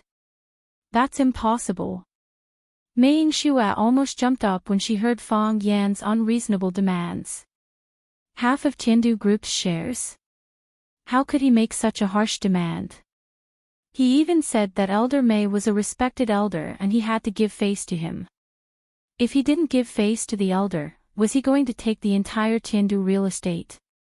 If that was the case, the Mei family could only fight them to the end. The Mei family had been around for hundreds of years and was the oldest of the four big families in Huaqing. They had never been humiliated and extorted like this. Yes, Mei Yingxue knew very well that Fang Yan was extorting the Mei family now. Fang Yan laughed and looked at Mei Yingxue. Don't get too worked up. This is a business meeting. If you don't think the conditions are right, you can tell me why. Too high. Mei Yingxue said. The Mei family owns a part of the Tiandu real estate. But if we take half of it according to your demands, whose Tiandu real estate will belong to? Why does the Mei family want to protect Qinshuer? They want to protect Tiandu real estate. If the Mei family loses Tiandu real estate to protect Qinshuer, then what's the point of Qinshuer's existence? Is it just because he's an obedient idiot? So, Mr. Fang, don't you think you're putting the cart before the horse? Actually, I don't think it's high. Think about it, I have a bunch of brothers over there. They need to eat and drink with me, and Lan Guyu is a big guy and has a big appetite. If we don't ask for more, how can we make him full? Fang Yan looked like he was a big brother who was thinking about his brothers. He lowered his head and thought seriously. If you think it's too much, then we'll ask for 1/3 of the Tiandu shares. This time, it can't be any less. Mei Yingxue wanted to refuse again, but when she saw Fang Yan's serious expression, she swallowed her words. He drank a mouthful of beer and said, the Mei family did something stupid. We shouldn't snatch food from the tiger's mouth, but we shouldn't pay such a big price for it, right? Of course, Fang Yan said. Of the 1/3 of Tiandu's shares, only a small part is to make up for our physical and mental losses. Most of it is to win our friendship. Mei Yingxue almost spat out a mouthful of blood. You have just told me that you believe in friendship, but not in committed friendship because friendship cannot be committed. Now you're using this illusory thing as an excuse to take away 1/3 of our Mei family's Tiandu shares? Do you think this is appropriate? If we agree, won't our Mei family become a laughing stock in the eyes of the people of Flower City? Do you have any true friends? Fang Yan asked. No. Mei Yingxue narrowed her eyes and looked at Fang Yan. You just asked me this question. I know I did. I just want to confirm your answer, Fang Yan said. But I do. I have several good friends who have gone through thick and thin with each other. You can't trust your friendship. Why don't you trust mine? I want 1/3 of Tiandu real estate's shares. Fang Yan said. That's my bottom line. That's impossible. Mei Yingxue shook her head and refused. The Mei family can't accept it, and I don't want to accept it either. What if I give you another 5% of Longtu Group's shares? Fang Yan said with a smile as he played with the beer can in his hand. Mei Yingxue widened her eyes and looked at Fang Yan in shock. Then, her expression became more and more relaxed. With a bitter smile, she looked at Fang Yan and said, I really don't understand why the Mei family would want to be enemies with a guy like you. Maybe they think I'm easy to bully because of my gentle appearance. Fang Yan said. Every morning when I look in the mirror, I think I'm easy to bully. You didn't want 1/3 of Tiandu real estate's shares. You wanted to tie the Mei family tightly to your ship.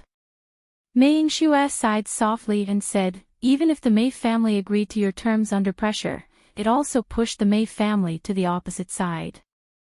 As long as there's a chance in the future, the Mei family won't let your life be too easy. Of course, with the three families working together, the Mei family's life in Huaqing will be more difficult than in the future. However, if you take the initiative to split 5% of Longtu Group's shares, not only will the Mei family not hate you because you want 1/3 of Tiandu Real Estate's shares, but they will also be grateful to you. Everyone knows that a complete Longtu Group, a Longtu Group that is completely under your control, will bring a lot of influence to the Mei family. The future growth of the real estate shares is far less than the energy shares. There's another good news I can tell you, Fang Yan said. I've discussed it with Chowga. Some of the Longtu Group's businesses and Chaoyan Technology's businesses overlap or even conflict with each other.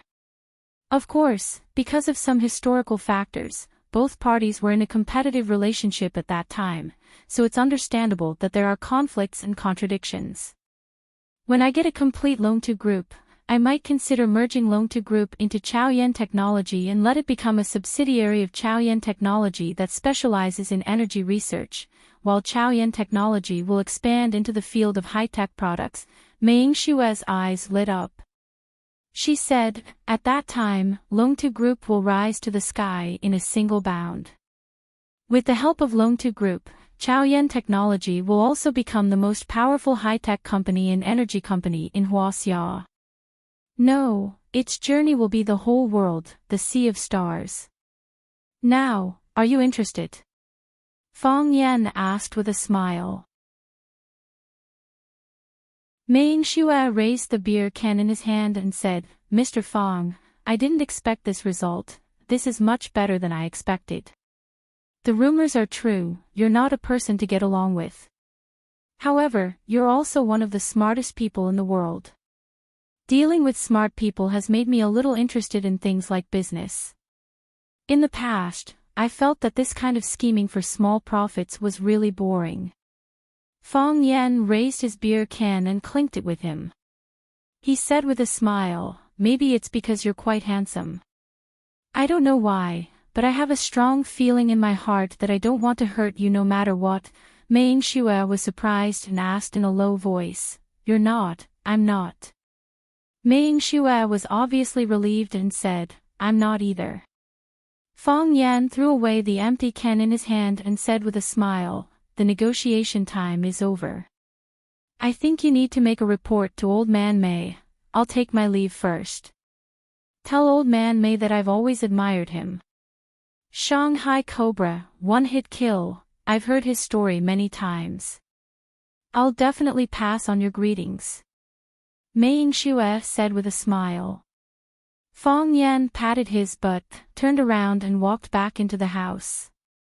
He was a guest invited by Su Qi, so he had to say goodbye to the birthday girl before he left.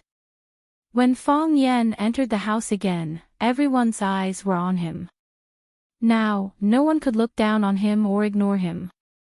As long as they knew Fang Yan and Fang Yan's deeds, they would maintain a sense of respect and fear for him. Mr. Fang, hello, Mr. Fang, my daughter is in the second year of Rosefinch Secondary. Her name is Li Lele. Mr. Fang, if you have time, come to our Triumph Club. Everyone he met would take the initiative to greet Fang Yan, and Fang Yan would smile and nod in greeting. He tried his best not to neglect anyone. The current Fang Yan was no longer the Fang Yan of the past. The current Fang Yan, whether he was willing or not, whether he accepted it or not, he was already in existence that attracted everyone's attention. His every word and action, every move, would attract the gazes and thoughts of countless people. He could make people jump, and he could also make people die with a single word. He knew his own strength, so he was more cautious than before. Spider-Man couldn't do bungee jumping willfully, Superman couldn't casually swing his fist, and the Flash couldn't easily have sex with his girlfriend. Mei Yingxue followed behind Fang Yan. Although his image was more outstanding, his body was taller, and his smile was more charming, but at this moment, everyone still felt that Fang Yan's existence was more dazzling. Except for those love-struck women. They stared at Mei Yingshue's pretty face and swallowed their saliva, as if they couldn't wait to pounce on him and lick him a few times. Fang Yan was really worried for Mei Yingxue, thinking, no wonder he usually didn't dare to go out. If he looked like him, it was even possible that he would be kidnapped and molested by a few female perverts. Su Qi and her parents were standing together, and the three of them were whispering something. Seeing Fang Yan and Mei Yingxue walking over, Su Boya's gaze had a strong sense of scrutiny. Mei Xinjian's smile was seductive, as if he knew everything like the back of his hand. Fang Yan looked at Su Qi and said with a smile, "Su Qi, happy birthday. I'm very happy to be able to attend your birthday party, but I have some matters to attend to, so I have to leave first. Mr. Fang, it's time to cut the cake. Why don't you finish the cake before you leave?" Su Qi urged him to stay. Fang Yan smiled and said, "I appreciate your kindness, but to be able to see you happy is more important than eating the cake. See you at school." "All right. I'll see you off," Su Qi said sadly. Fang Yan looked at Su Boya and said, "Mr. Su, thank you for your warm hospitality." "Mr. Fang," Su Boya hesitated for a moment, then said, "I don't know if it's right to address you like this, but I really admire the profession of teaching, and I also hope that you can become a good teacher." "I'll try my best to do that," Fang Yan said with a smile. Mei Xinjian took the initiative to extend her soft and smooth little hand to Fang Yan. Her fingernails were painted with black nail polish, and she looked strangely sexy. "Mr. Fang, nice to meet you. We'll meet again, right?"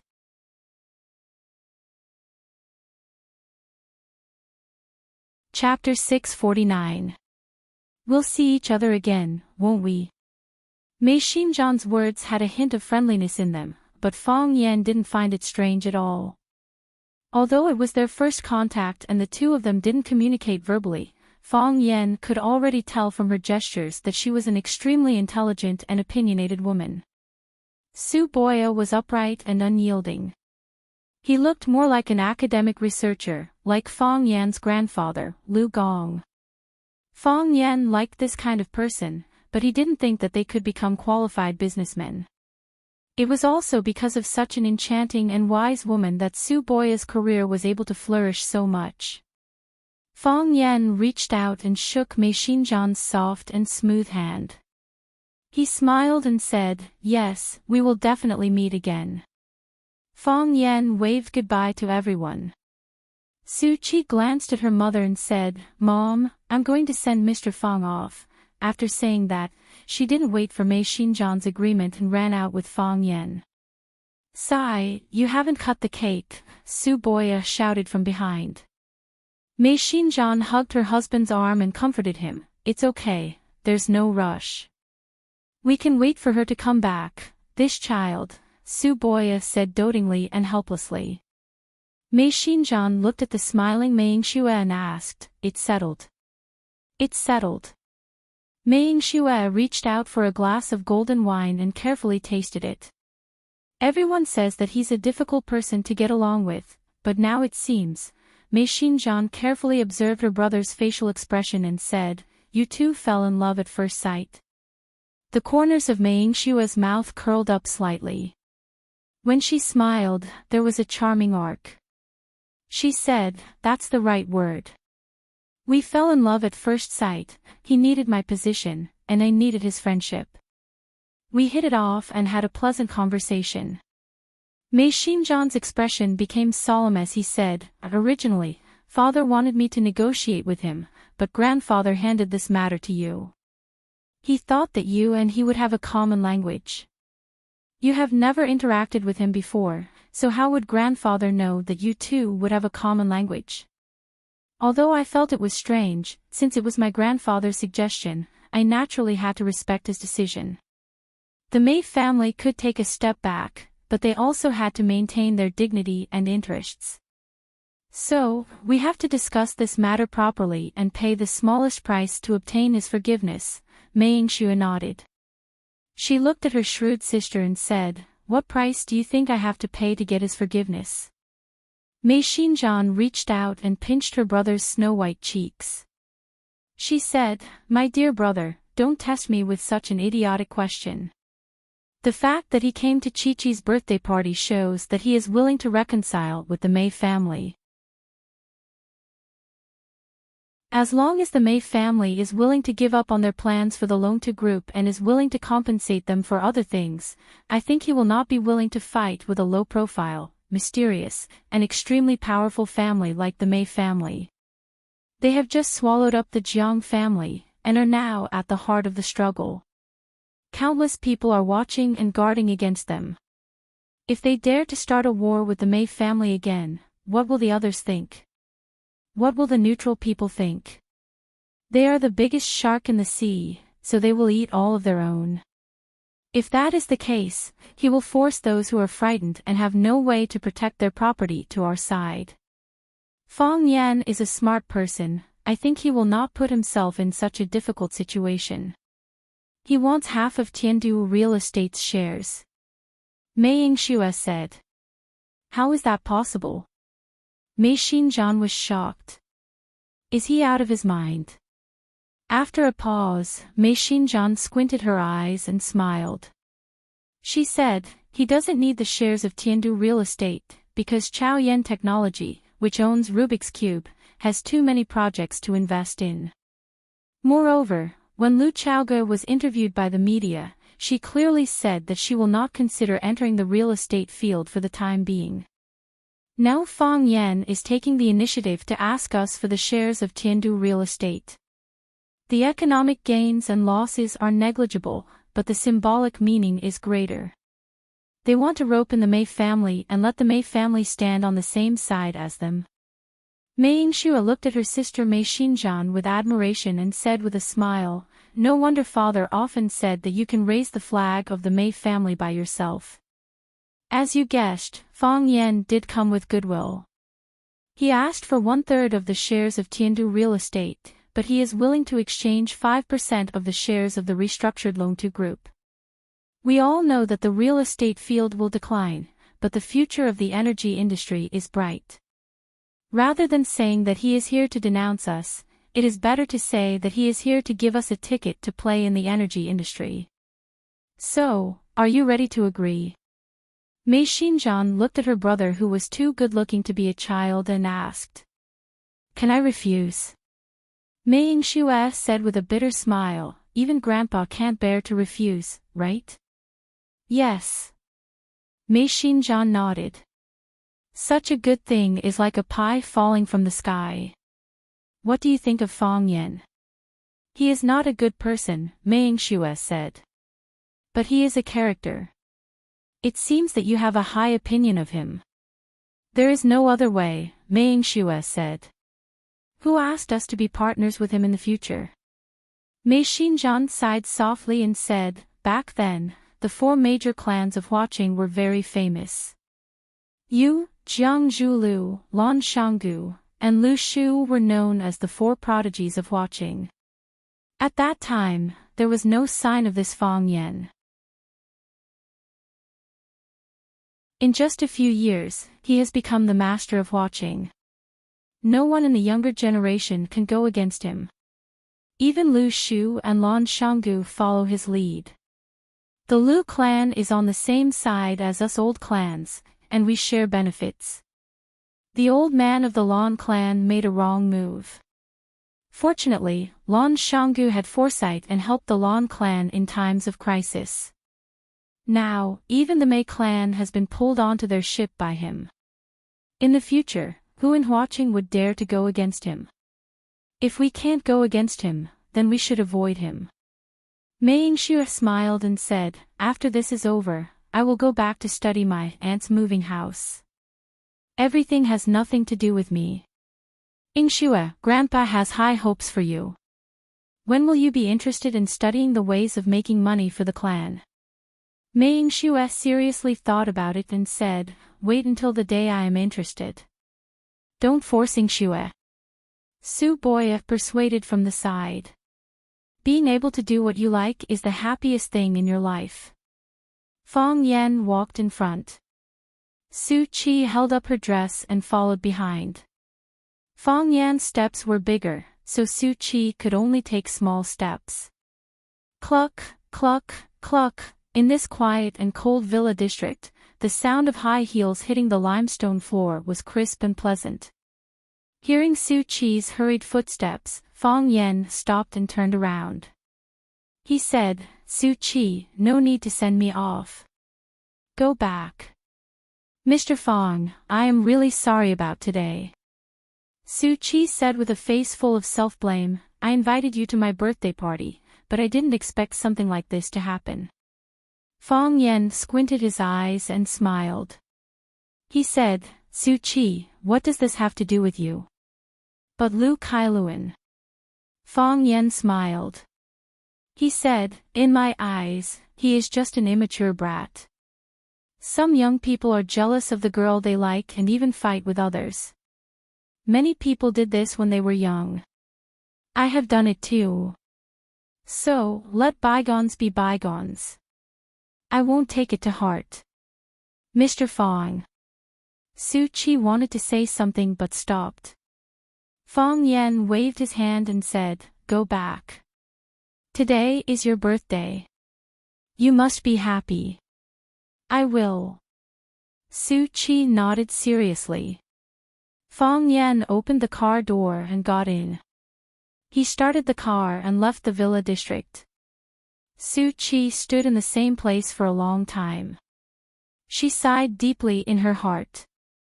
This man was too far away from her. When Fong Yen arrived at Zhujiang Hospital near the villa, Lu Zhonghang, his wife, and a group of relatives were waiting at the door of the ward. Seeing Fong Yen walking towards the corridor, Lu Zhonghang's expression was a little awkward, but more than that, he was afraid. After he left, someone had already sent him a message to tell him what happened. Most importantly, he had already found out who Fong Yen was through his own channels. Even the Jiang family, one of the four prodigies of watching, was a monster that a small family like him could offend. Fong Yen walked closer step by step. It was already too late to turn around. If he pretended not to see, it would show that he didn't understand etiquette and might offend Fong Yen even more. Lu Zhonghang hesitated. When Fong Yen was about to pass in front of them, he quickly walked over and bowed 90 degrees to Fong Yen. He said respectfully, "Mr. Fong, you are the most serious and responsible teacher I have ever seen. Not only do you guide and regulate students' inappropriate behavior in school, but you also fulfill the responsibility of an outstanding teacher outside of school. You manage and teach bad students. I think, if all the teachers in the world were as responsible as you are, what do we parents have to worry about?" Fong Yen glanced at Lu Zhonghang and said, "I'm not a teacher now. I'm a school security guard." Even the school security guard is so outstanding. Rosefinch Secondary is indeed the most powerful school in Huaqing. When Karen recovers, I will transfer him to Rosefinch. When that time comes, Mr. Fong, help me educate him well. Let him become a humble, polite, and useful young man in society.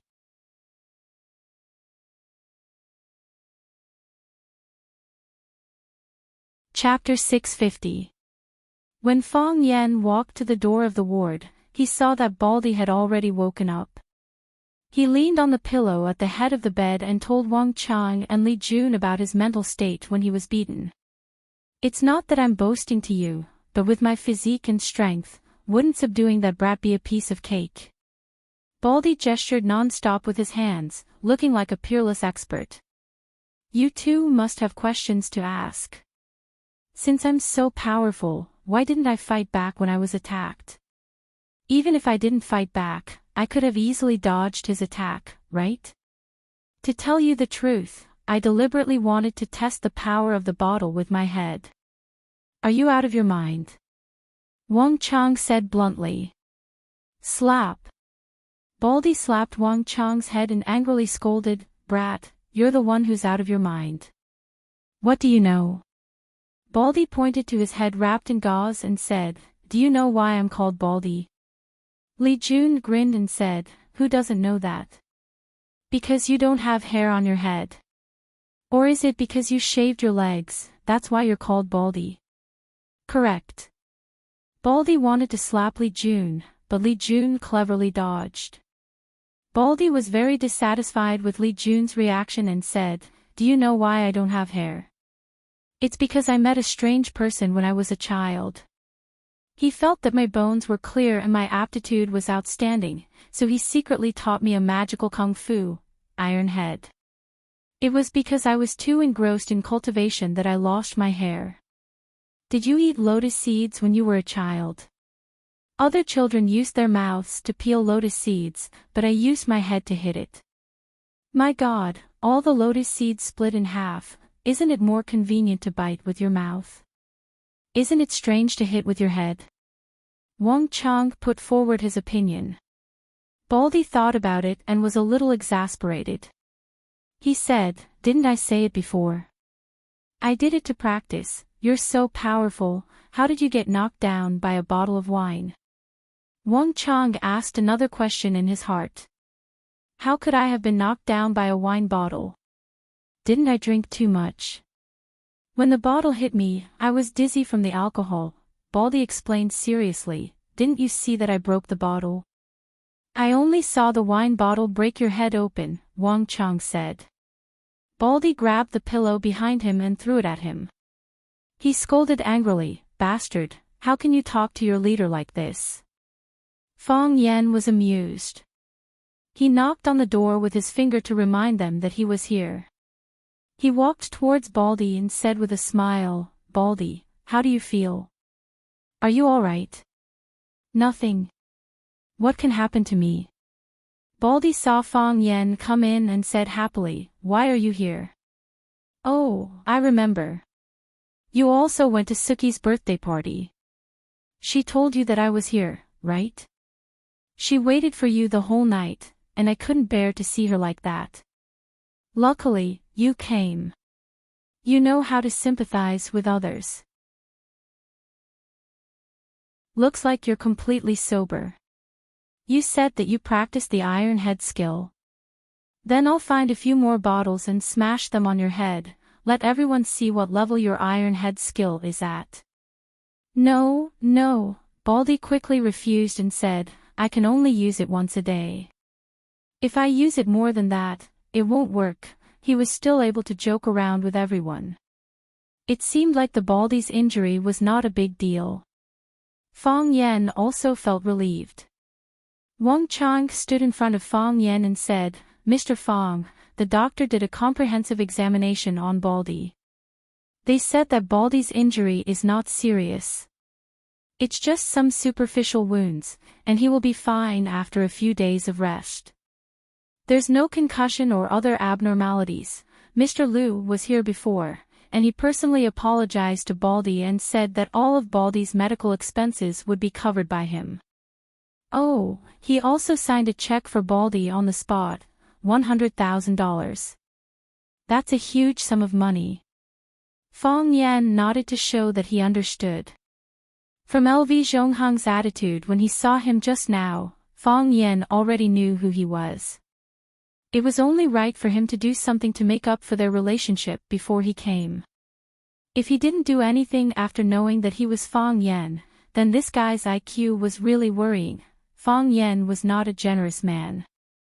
Baldy took out the check from his pocket and said proudly, "Look, $100,000. It's more than my annual salary. Tell me, is it worth it for me to take a bottle of beer?" Fang Yan laughed and said, "No matter how much money they give you, try not to do this kind of thing in the future." "I know," Baldy said. He handed the check to Fang Yan and said, "Give this money back to him."